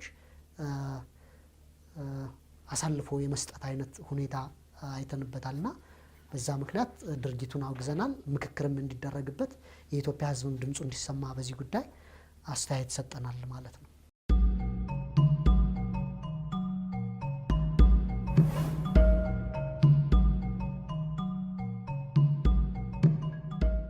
መልካም ዶክተር፣ ህወሓትም አንዳንድ ፖለቲከኞችም የሚያነሳቸው በተለይ የኢትዮጵያ ሉዓላዊነት ከመደፈር አንጻር ሉዓላዊነት ድንበር ብቻ አይደለም፣ ኢኮኖሚ አለ፣ አስተሳሰቡ አለ። በአንዳንድ ሚኒስቴር መስሪያ ቤቶች ነጮች አማካሪዎቹ ነው ተቀጥረዋል። በከንቲባ ጽሕፈት ቤት እንደዚሁ። በትክክል የነጮች ጣልቃ ገብነት አለ በሀገራችን ብለው ያምናሉ ብዙ ሰዎች። አብን ወይም ደግሞ እርስዎ እንዳንድ ሰው ይህ የነጮች ጣልቃ ገብነት ወዴት ሊወስደን ይችላል? በተመሳሳይ የኢሳያስ አፈወርቂ ጉዳይ አስፈጻሚዎች ነን የሚል አጀንዳ ይነሳል። የግብጽ ጉዳይ አስፈጻሚዎች ናቸው የሚልም ይነሳል በነ ዶክተር አብይ ላይ። የእርስዎ ግምገማ ምንድን ነው? እንግዲህ የነጭ አማካሪዎች መኖር እነዚህ ፕሮፌሽናል ከሆኑና ለሀገሪቱ የሚጠቅም አይነት ነገር ካለው በራሱ እሱን የሚተች ነገር አይደለም። አሁን ብቻ ሳይሆን ለብዙ ዓመታትም የተለያዩ ኤክስፐርቲዝ የተለያዩ ባለሙያዎች በአማካሪነት ደረጃ ሲመጡ ነበር።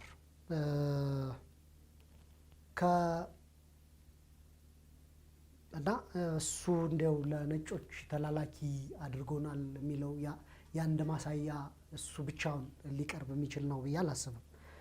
ዞሮ ዞሮ ምንድን ነው አንድ ሀገር በተለይ እንደ ኢትዮጵያ አይነት ኢኮኖሚካሊ በጣም ደካማ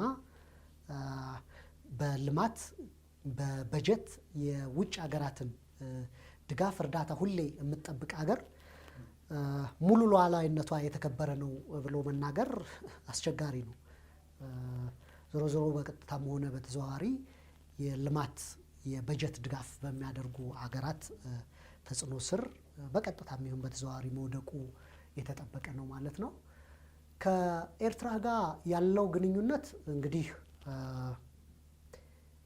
መጀመሪያም በኢትዮጵያና በኤርትራ መካከል የነበረው ጦርነት በሻዕቢያና በትህነግ መካከል የነበረ አለመግባባት የነበረ ሽርክና መፍረሱ የፈጠረው ጦርነት ነው እንጂ ኤርትራውያንንና ኢትዮጵያውያንን ወደ ጦርነት አስገብቶ ያን ያክል ሕዝብ እልቂት እንዲፈጸምበት ሊያደርግ ይገባ የነበረ ነገር ነበረ ብለን አናምንም እኛ። ስለዚህ ግንኙነት መጀመሩ መልካም ነው።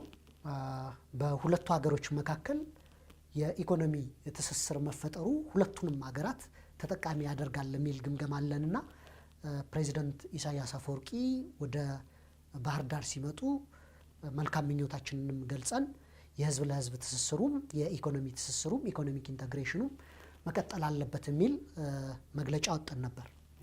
ነገር ግን ደግሞ ይሄ ግንኙነት በህግ የታቀፈ መሆን መቻል አለበት።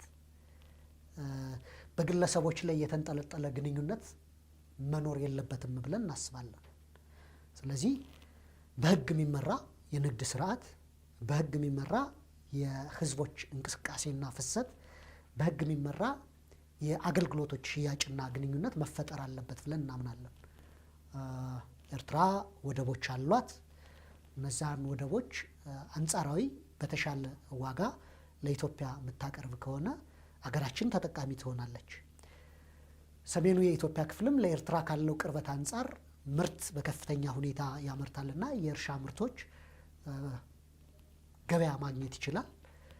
ህዝቦችም ወንድማማች ህዝቦች ናቸው። በባህል በስነ ልቦና የተሳሰሩ ህዝቦች ናቸውና መመለሱ ከፍተኛ የሆነ የባህል፣ የኢኮኖሚ፣ የማህበረሰባዊ ጠቀሜታዎች አሉትና እሱ በህግ ማዕቀፍ ስር መካሄድ አለበት ብለን እናምናለን። አሁን ከቅርብ ጊዜ ወዲህ ግን በጣም መቀዛቀዝና በፊት በጠቅላይ ሚኒስትሩ በከፍተኛ ሁኔታ ሲጮህ የነበረው ነገር ተመልሶ መቀዛቀዝና እውነት ግንኙነቱ እየቀጠለ ነው ወይ የሚል ስጋት በእኛ በኩል እያየን ነው፣ እየተረዳን ነው ማለት ነውና ምናልባት ዶክተር ከመሰረቱ የግንኙነት መንገዱ የፖለቲካ ወይም ደግሞ ህወሓት በበላይነት የተቆጣጠረውን ፖለቲካ ግሽሽ ለማድረግ ካልሆነ በስተቀር የአማራ ህዝብና የኤርትራ ህዝብ ከትግራይ ህዝብ የበለጠ ለኤርትራ ህዝብ የአማራ ህዝብ ወንድምና እህት ነው ብዬ አላምንም። እርቆ መደረግ የነበረበት ግንኙነት መደረግ የነበረበት ቀደም ብለውም እርስዎ እንደነገሩ ጦርነቱ በሁለቱ ከተካሄደ በሁለቱ አልነበረም ወይ? አሁን ዶክተር አብይ ለራሳቸው ወይም ደግሞ ሌሎችም ኃይሎች ለራሳቸው ተጠቅመውት ከሆነ አልከሸፈም ማለት ይህ እንደ ወንጀልስ ሊቆጠር አይገባም ወይ? አንድ መስመር ሳይይዝ ያ ሁሉ ሽርጉድ ያ ሁሉ ኢኮኖሚ ምሳሌ የኢትዮጵያ አየር መንገድ በነጻ አገልግሎት እንዲሰጥ ከተደረገ በኋላ መንገዶች መዘጋታቸው ስህተት አይደለም ወይ? ጦርነቱ በኢትዮጵያና በኤርትራ መካከል የተደረገ ነው እንጂ በትግራይና በኤርትራ መካከል የተደረገ አልነበረም። ምክንያቱ ግን ሁለቱ ፓርቲዎች ናቸው ስላሉ ሁለቱ ፓርቲዎች ናቸው። ኦፍ ኮርስ የሁለቱ ፓርቲዎች ችግርም ነው። አሁንም እምልህ ፕሬዚደንት ኢሳያስ በቅርብ ጊዜ ስለ ህወሓት ሲናገሩ ህወሓት ከኢትዮጵያ መወገድ ያለበት ካንሰር ነው ብለው በሁለቱ ድርጅቶች መካከል ሪኮንሳይል መደረግ የሚችል ሊታረም የሚችል ግንኙነት ቢያንስ በአጭር ጊዜ ሊኖር እንደማይችል አቅጣጫ ሰጥተዋል። በእኛ በኩል ልክ የአማራና የኤርትራ ህዝቦች እንዳላቸው ግንኙነት የትግራይና የኤርትራ ህዝብም እንዲሁ ወንድማማች ህዝቦች ናቸው ብለን እናስባለን። የህዝብ ለህዝብ ግንኙነቱም ቢሻሻል ለሁለቱ ወንድሞቻችን መልካም ነው ብለን እናስባለን። ነገር ግን ደግሞ ፓርቲዎቹ ለረዥም ዓመታት መስተጋበር የነበራቸውና ለረዥም ዓመታት አንዱ በሌላኛው ላይ የበላይነታቸውን ለማስከበር ከፍተኛ ፍጭት ውስጥ ያለፉ ድርጅቶች ከመሆናቸው አንጻር እንደታሰበው ያክል ቀላል አልነበረም። በተወሰነ ደረጃ ጠቅላይ ሚኒስትር አብይ ከኤርትራ ጋር የፈጠሩትን ግንኙነት ከህወሓቶች ጋር ያላቸውን ግንኙነት እንደ ባርጌኒንግ ቺፕ እንደ መደራደሪያ አድርገው ለመጠቀም እንደሞከሩ በግልጽ የተረዳነው ሁኔታ እንደነበር ግልጽ ነው። ዞሮ ዞሮ ምንድነው እንደዚህ አይነት በቀጠናው አካባቢ የሚካሄዱ ግንኙነቶች ኃላፊነት በተሞላው መንገድ ከአንድ ፓርቲ ጥቅም ወይም ከአንድ ጠቅላይ ሚኒስትር ዝና ከመገንባት ገጽታ ከመገንባት ያለፈ ፋይዳ አላቸው ብለን እናምናለን። እንደ አብን እምልህ ህወሓትን ላንወደው እንችላለን እንደ ድርጅት። የትግራይን ህዝብ ግን ከኢትዮጵያም ሆነ ከኤርትራ ጋር ያለውን ግንኙነት እሱ እንደ ኤክስኪውዝ ተጠቅመን ልንቆርጠው ልንበጥሰው አንችልም ማለት ነው። ስለዚህ በተወሰነ ደረጃ እነዚህ አይነት ነገሮችም የትግራይን ህዝብ የመከበብ ስነ ልቦና የሴግሜንታሊቲ እንዲያዳብር እያደረጉት ነው የሚል እይታ አለኝና ይህ ተገቢ አይደለም። ህወሓት ብዙ ችግር ፈጥሮ ሊሆን ይችላል። ህወሓት ብዙ ሜስ ፈጥሮ ሊሆን ይችላል በዚች ሀገር። ያንን ተጠቅሞ ግን የትግራይንም ህዝብ አብሮ ለመግፋት የሚደረግ አዝማሚያ አዋጭ ፖለቲካም ነው ብለን አናስብምና እሱ በማዕቀፍ የተመራ መሆን አለበት ነው። ጠቅላይ ሚኒስትሩ ብዙ ገጽታ ለመገንባት ተጠቅመውበታል፣ ግልጽ ነው። አገር ውስጥም የፖለቲካ ችግር እያለ የአገር ውስጥን የፖለቲካ ችግር ችላ ብሎ ከመፍታት ይልቅ ወደ ቀጠናው የመሮጥና ሌሎች እንዳስታራቂ ሁኖ ለመታየት የሚደረገው ሙከራ ትንሽ የሚያስተዛዝብና ትዝብት ላይ የሚጥል ነው። እኔ በግሌ በተወሰነ ደረጃ ምቾት አልሰጠኝም ነበር። የሀገራችን ችግር መፍታት፣ የውስጥ ጥንካሬ መኖር በውጭ ያለንን ተደማጭነት ዘላቂ እንዲሆን ያደርጋል ብዬ አስባለሁ። የራሳችን ችግር ሳንፈታ ሩጠን ኬንያንና ሶማሌን ልንሸመግል አንችልም። ሱዳንና ጅቡቲን ልንሸመግል አንችልም። መጀመሪያ ኢትዮጵያ ውስጥ የህዝብ ለህዝብ መግባባት፣ በፖለቲካ ኤሊቱ መካከል ስምምነት መግባባት ተደርሶ አገራችን ውስጥ ያለው ፖለቲካ በጽኑ መሰረት ላይ ከተተከለና ጠንካራ መንግስት ካለን ግን ያንን ሚና መጫወት እንችላለንና ትንሽ መቸኮል አይነት ነገሮች ነበሩና እሱ አይ ቲንክ በተወሰነ ደረጃ የተዋከበው ነገር ዳር እንዳይደርስ አድርጎታል ብዬ አስባለሁ። አሁን ያሮላቸው ደብዝዟል ብዬ አስባለሁ ጠቅላይ ሚኒስትሩ። ዶክተር ስለ ህዳሴ ግድብ እናንሳ። የአባይ ወንዝ ለአማራ ስነ ልቦና ለምሳሌ እኔ ምንጩን ለሚያውቅ ምንጩ ስር ላደገ ያለኝ ስነ ልቦና አውቀዋለሁ፣ እርስዎም ያውቁታል። ይህ ግድብ በአንድም ሆነ በሌላ መንገድ ለፖለቲካ መጠቀሚያ ሲሆን፣ አንደኛ ለሀገር ውስጥ ፖለቲካ መጠቀሚያ ሲሰራም አሁን ባለበት ሁኔታ ለምስራቅ አፍሪካ ፖለቲካ መጠቀሚያም እየሆነ ነው ያለው። እንደ አብን በህዳሴ ግድብ ላይ ያላቸው አቋም ምንድን ነው? የግንባታው መዘግየት፣ በግንባታው ላይ የሚደረጉ የሪፖርት መለዋወጦች፣ በግንባታው ላይ የሚሰጡ የፖለቲካ ውሳኔዎች ፕሮጀክቱ ያሳጡን ሰዎችም አሉ። ኢንጂነር ስመኘውን ስናስባቸው የታላቅ ቦታ ሆኖ ነው እንጂ እርስዎ ለሚቆረቆሩለት አማራም ናቸው በአንድ በኩልና ምንድን ነው በህዳሴ ግድብ ላይ ያላቸው አቋም? እንግዲህ አብን የአገራችን በኃይል ዘርፍ ራሷን የመቻል እንቅስቃሴዎችን በሙሉ ልብ የሚደግፍ ነው። ለሱም ወደፊት የሚሰራ ድርጅት ነው። አባይ ግድቡ ከተጀመረበት ወቅት የአረብ ስፕሪንግና በቀጠናው የነበረው የፖለቲካ እንቅስቃሴ ሁኔታ ጋር ተያይዞ ካጀማመሩ ጀምሮ ብዙ ያልጠሩ ነገሮች አሉ። አንደኛ ጨረታ አሰጣጡን ጀምሮ ነፃ ያልሆነ ጨረታ ተሰጥቶ እንዲያው በዩኒቨርሲቲ ድረስ በጊዜው የነበረውን የፖለቲካ ውጥረት በተወሰነ ደረጃ ለማስተንፈስም በሚመስል መንገድ ተቸኩሎ የተገባበት በቂ ዝግጅት ሳናደርግ የተጀመረ ፕሮጀክት ከመሆኑ አንጻር ኮስት እና ታይም ኦቨርራን አጋጥሞታል። ፕሮጀክቱ ኮስት ኦቨርራን ማለት በ70 ቢሊየን ብር ይጠናቀቃልና ከ5 እስከ 7 ዓመት ይጠናቀቃል ተብሎ የተጀመረ ፕሮጀክት በ10 ዓመት 50% ግን ደግሞ ከ100 ቢሊየን ብር በላይ ወጦበት እስካሁንም አጠቃላይ ከ50 እስከ 60% በላይ ኦቨርኦል ፕሮጀክቱ የሄደ አይመስልም። ብዙ ዘረፋም እንደተፈጸመበት በግልጽ አይተናል። በተለይ እንደ ሜቴክ አይነት ድርጅቶችና እንደ ህወሓት በተለይ ከሱም ጋር አፊሌትድ የሆኑ ድርጅቶች ብዙ ዘረፋ፣ ብዙ የሀብት ብክነት የፈጸሙበት ፕሮጀክት እንደሆነ እናውቃለን። ዞሮ ዞሮ በክፉም ይሁን በደግ ይህ ፕሮጀክት ተጀምሯል። ይህ ፕሮጀክት የታሰበውን ያክል የማመንጨት አቅም ይኑረውም አይኑረውም ለኢትዮጵያ በቀጠናው ላይ በሚፈጥርላት ሃይድሮ ፖለቲካል እና ጂኦፖለቲካል ጌይንም መሰረት አድርገን ግድቡ በተቻለ ፍጥነት መጠናቀቅ አለበት ብለን እናስባለን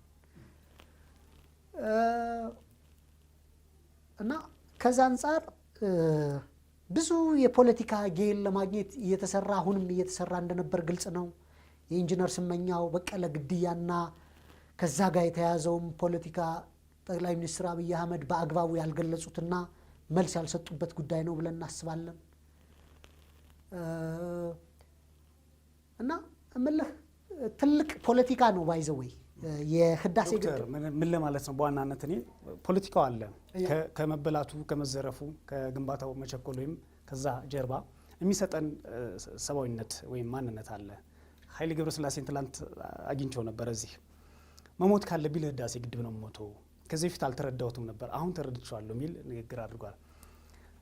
ከዚህ በፊት ለህዳሴ ግድብ እንዳታዋጡ ብለው ሲቀሰቅሱ የነበሩ ኃይሎች፣ ቡድኖች ስም ጠቅሰን እንላቸው አሁን በአገሪቱ ላይ አመራር ሆነው ቁጭ ብለዋል። ገንዘብ እንዳታዋጡ፣ ገንዘብ እንዳሰጡ ግብጽ ድረስ ሂደው ከእናንተ ጋር ነን ያሉ ኃይሎች ስልጣን በያዙበት ሰዓት ህዳሴ ግድብን አብን እርከን ለቆፈሩ አማራ ጨርቁን ሀብቱን ግንዱን ነጥቆለት ለሚሄደው የአማራ ህዝብ አብን አንዳች ነገር ለምንድን ነው ማለት ያልቻለው እስካሁን ድረስ? እምልህ ኦፍኮርስ አሉ ከናይል ራይፓሪያን ወይም ከአባይ ተፋሰስ ዳውንስትሪም ያሉ ሀገሮች ጋር ፋይናንስ እየተደረጉ አጀንዳ እየቀረጹ የኢትዮጵያ ፖለቲካ ላይ ከፍተኛ ጫና እየፈጠሩ ያሉ ግለሰቦችን ስም ሳንጠቅስ በግል እናውቃቸዋለን፣ የሚታወቁ ናቸውና እነሱ እምልህ በወቅቱ ያን አሉ። አሁን ደግሞ እነሱ የሚደግፉት ኃይል ስልጣን ሲመጣ ደግሞ ተመልሰው ያን ማለታቸው እምልህ ፖለቲካ ውስጥ እንደዚህ አይነት መተጣጠፍና መገለባበጥ የተለመደ እንደሆነ ግልጽ ነው። እኔ ምንድን ነው አንደኛ ግድቡ ለአማራ ህዝብ በተለየ ሁኔታ የሚጠቅም ግድብ ነው ብዬ አላስብም። የአማራ ህዝብ እንደሌላው ኢትዮጵያውያን እኩል ሊጠቀምበት የሚገባና እኩል ሊጠቅመው የሚችል ግድብ ነው ብዬ አስባለሁ። ግድቡ ባይዘወይ የስነ ልቦና የሚሰጠውን ጌን ሳይኮሎጂካል ጌኑ በቀላሉ የሚወሰድ አይደለም። እምልህ አባይ ለኢትዮጵያ ትልቅ የቫልነራቢሊቲ ምንጭ ሆኖ ብዙ ጠላቶችን ሲገዛላት የነበረ ወንዝም እንደሆነም መርሳት የለብንም። ዞሮ ዞሮ አንደኛ ታች ያሉ አገሮች ታች ያሉ በአባይ የተሳሰርናቸው ወንድሞቻችን እነሱን በማይጎዳ መንገድ ኢትዮጵያ የመልማት መብት አላት። እሱን በሚያስተገብር ደረጃ ይህ ግድብ መጠናቀቅ መቻል አለበት። ግድቡ በግብፅና በኢትዮጵያም የግጭት ምንጭ መሆን አለበትና እንዲያው የፖለቲካ ፍጆታም ላይ ሊውል የሚገባው ግድብ ነው ብዬ አላስብም። ግን ደግሞ አባይ የግብፅ ጸጋ እንደሆነ ሁሉ የኢትዮጵያ ጸጋ ነውና እሱን በአግባቡ ልንጠቀም ይገባል። ግድቡ እንዲያው ከፖለቲካ ወገንተኝነት አወጣን ኤክስም ጨረሰው ዋይ ኤክስም ጀመረው ዋይ በዚህ ታሪካዊ ሂደት ውስጥ አሻራቸውን ያስቀመጡ ሰዎች ተገቢ ምስጋና ተሰጧቸው። ወደፊት አገራችን መጥቀም በሚችል ደረጃ መከናወን አለበት ብዬ አስባለሁ። እንዳልኩ ግን ስህተትም ደግሞ ብዙ ስህተቶች ብዙ ምዝበራዎችም ተፈጽሟልና እሱም ዝም ብሎ መታለፍ አለበትም ብዬ አላስብም።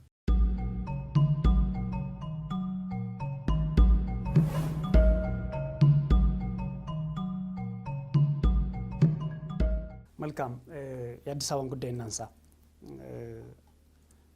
በአዲስ አበባ ውስጥ በተለያዩ ጊዜ የሚነሱ አሁን ያለው አስተዳደር የሚፈጽማቸው ብሔሮችን የማግለል የራሱን ኃይሎች የማደራጀት የተረኛነት ባህሪ ይታይባቸዋል ከሚባሉ ከተሞች አንዱ አዲስ አበባ ነች።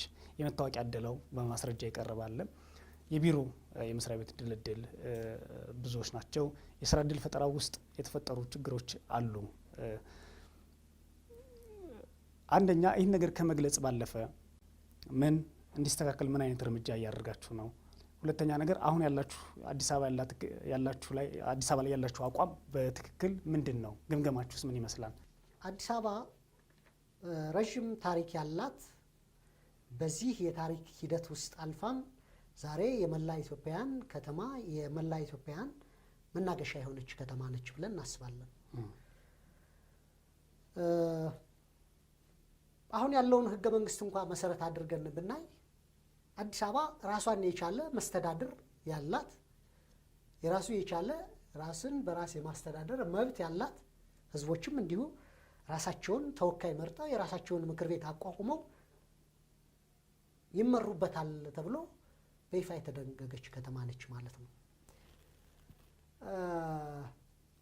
ቅርብ ጊዜ የኦሮሞ የፖለቲካ ኃይሎች በግልጽ አዲስ አበባ ላይ ኦሮሚያ ለአዲስ አበባ የኦሮሞ ነች የሚል አንዳንዴ ልዩ ጥቅም ይገባናል የሚል ልዩ ጥቅም ራሱ ፕሮፐርሊ ዲፋይን ባልተደረገበት ሁኔታ እና ልዩ ጥቅም ስለማን ነው የሚገባ የሚለውን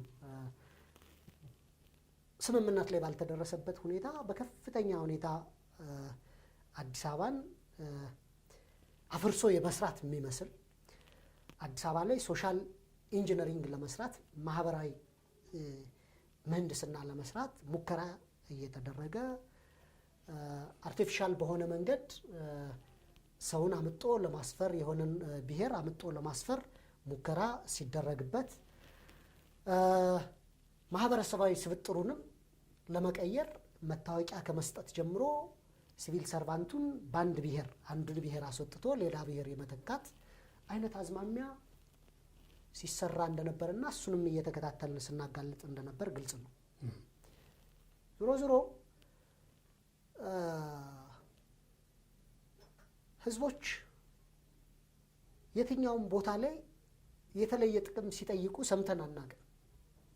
የፖለቲካ ልሂቃን ግን ሁሌም ከግጭቶች የማትረፍ ልማድ ስላለ ከግጭቶች የፖለቲካ ትርፍ የማግኘት ልማድ ስላለ እንደዚህ አይነት አጀንዳዎችን በመፍጠር በህዝቦች መካከል መቃቃር እንዲፈጠር በህዝቦች መካከል ያለው ሰላማዊ ግንኙነት እንዲደፈርስ በከፍተኛ ሁኔታ የኦሮሞ የፖለቲካ ኃይሎች ሲሰሩበት ገዢውን ፓርቲ ጨምሮ ማለት ነው እሱን እያደረጉበት ያለው ሁኔታ ለህዝቦች ዘላቂ ጥቅም ይጠቅማል ብለን አናስብም። እውነት እንነጋገር ከተባለ ክልሎች ሲካለሉ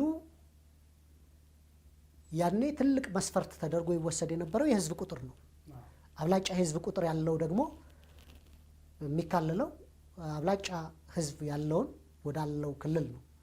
አዲስ አበባ መካለል ከነበረባት የጂኦግራፊ አስተዳደሯ ፌዴራሊዝም ውስጥ መካለል አለባትና ተብሎ ከተነሳ የአማራ ህዝብ 60% የሚሆነው ይኖርባት የነበረ ስለነበር ራሱን 60%ቱ አማራ ነኝ ብሎ አይደንቲፋይ የሚያደርግባት ከተማ ስለነበረች አሁንም የህዝብ ስብጥሩን ካየነው ከፍተኛ ቁጥር የአማራ ህዝብ ስለሆነ አማራ ነው ባለቤት ነኝ የዚህ ከተማ ብቸኛ ባለቤት ነኝ ብሎ ክሌም ማድረግ የነበረበት እንደሆነቱ ከተነሳን ማለት ነው።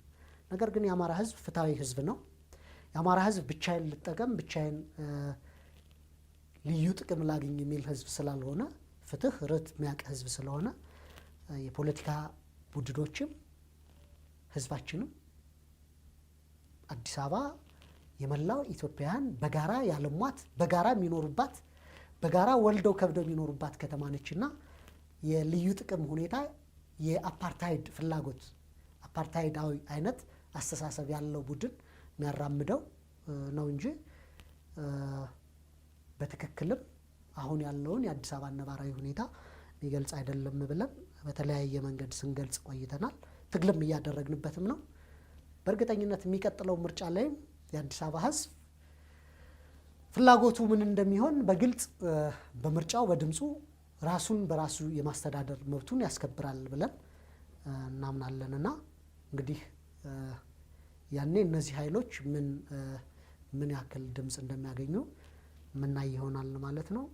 ከፍተኛ ፖለቲካዊ ስህተት ራስን የማጥፋት አይነት የፖለቲካ ስህተት ውስጥ ኦዴፓን ጨምሮ ብዙ የኦሮሞ ድርጅቶች በዚህ ውስጥ እንደገቡ ግን በግልጽ ልንረዳው የሚገባ ነገር ነው። መልካም ዶክተር፣ የመጨረሻ ጥያቄ ላድርገው። ከመልካም ምኞት ጋር ምርጫ አሸንፋችሁ በፌዴራል ደረጃ መንግስት የመመስረት እድሉን ብታገኙ በተመሳሳይ ህወሓት ከትግራይ አሸንፎ ይመጣ ኦነግ ከኦሮሚያ አሸንፎ ይመጣ ምን አይነት ግንኙነት ነው ሊኖራችሁ የሚችለው? ጥሩ ምልህ ኦነግ ከሽግግር መንግስቱ ምስረት አካባቢ በአማራ ህዝብ ላይ በአርባ ጉጉ በበደኖ በተለያዩ አካባቢዎች ሰፊ የሆነ በህዝባችን ላይ በደል አድርሷል። ቅርብ ጊዜ የኦነግ አመራሮችን አንድ ስብሰባ ላይ አግኝቻቸው ስለዚህ ጉዳይ ማብራሪያ እንዲሰጡኝ ጠይቄያቸው ነበርና ህወሓት የፈጸመውና ኦነግን በፖለቲካ ሴራ ጠልፎ ለመጣል የተደረገ እንደሆነ ኦነግ በድርጅት ደረጃ የአማራን ህዝብ ጠላት ብሎ በማንኛውም መልኩ ገልጾ እንደማያውቅና እሱም ትክክል እንዳልነበር ገልጸውልኛል። በአብን የፖለቲካ እይታ ቋሚ ወዳጅና ቋሚ ጠላት በፖለቲካ ውስጥ የለም ብለን እናስባለን። እምልህ ህወሓት በአማራ ህዝብ ላይ በደል አድርሷል። ያደረሰውን በደል ይቅርታ ጠይቆ ታርሞ እስከመጣ ድረስ ቁጭ ብሎ መነጋገር ማይቻልበት ሁኔታ የለም ብለን እናስባለን። ኦነግም ሆነ ከሌሎች የፖለቲካ ኃይሎችም ጋር አንድ ወቅት የተፈጠረ ቁርሾ፣ አንድ ወቅት የተፈጠረ በደል ሁሌ እሱ ላይ ተቸንክረን ቁመን ወደፊት ያለውን ግንኙነት በዛ ብቻ እየበየነ ምንሄድ ተቸንካሪ እና ኋላ ቀር የፖለቲካ ድርጅት አይደለም አብን። አብን መጪውን ጊዜ አስቦ የሚሰራ ድርጅት ነው። ስለዚህ ከማንኛውም የፖለቲካ ኃይል ጋር በሰለጠነ መንገድ ሰጥቶ መቀበል ውስጥ ኢንጌጅ ለማድረግ ዝግጁነት ያለው ተራማጅ የፖለቲካ ድርጅት እንደሆነ እናስባለንና ብዙ ቡድኖች እንዲያው በደም ፍላት አብን ከሌሎች ድርጅቶች ጋር መስራት የማይችል ቡድን አድርገው እንደዚህ አይነት ፖለቲካ ኃይል አድርገው ለመሳል ይፈልጋሉና እሱ አይደለም። ተራማጅ ከሆነ እና በህዝቦች የወደፊት የጋራ እጣ ፈንታ የጋራ እድል ዙሪያ የሚያምንና ራሱን ያለፉ ስህተቶችን አርሙ ወደፊት ለመራመድ የሚችል ድርጅት ጋር ቁጭ ብለን መስራታችን ለኢትዮጵያውያን የወደፊት እጣ ፈንታ አስፈላጊና ተገቢ ነው ብለን እናስባለንና በጥላቻ አይደለም። ካለፈው ጊዜ ይልቅ የህዝቦች የወደፊት ወንድማማችነት ይበልጣል ብለን እናስባለንና የትግራይ ህዝብ ህወሓትን ቢመርጠው፣ የኦሮሞ ህዝብ ኦነግን ቢመርጠው፣ የአማራ ህዝብ አብንን ከመረጠው ቁጭ ብሎ ተደራድሮ ጥቅሞቻችን የሁላችንም ህዝብ ጥቅሞች ዊን ዊን በሆነ መንገድ ማስታረቅ አይቻልም የሚል ብያኔ የለንምና አብን ከማንኛቸውም ተራማጅ የፖለቲካ ኃይሎች ጋር ኢንጌጅ ለማድረግ ዝግጁ ነው። ጥፋትም በአማራ ህዝብም ላይ ጥፋት ያጠፉ ድርጅቶችም ቢሆን ያለፈ ድርጊታቸውን አርመው ከመጡና ወደፊት በሰለጠነ መንገድ ኢንጌጅ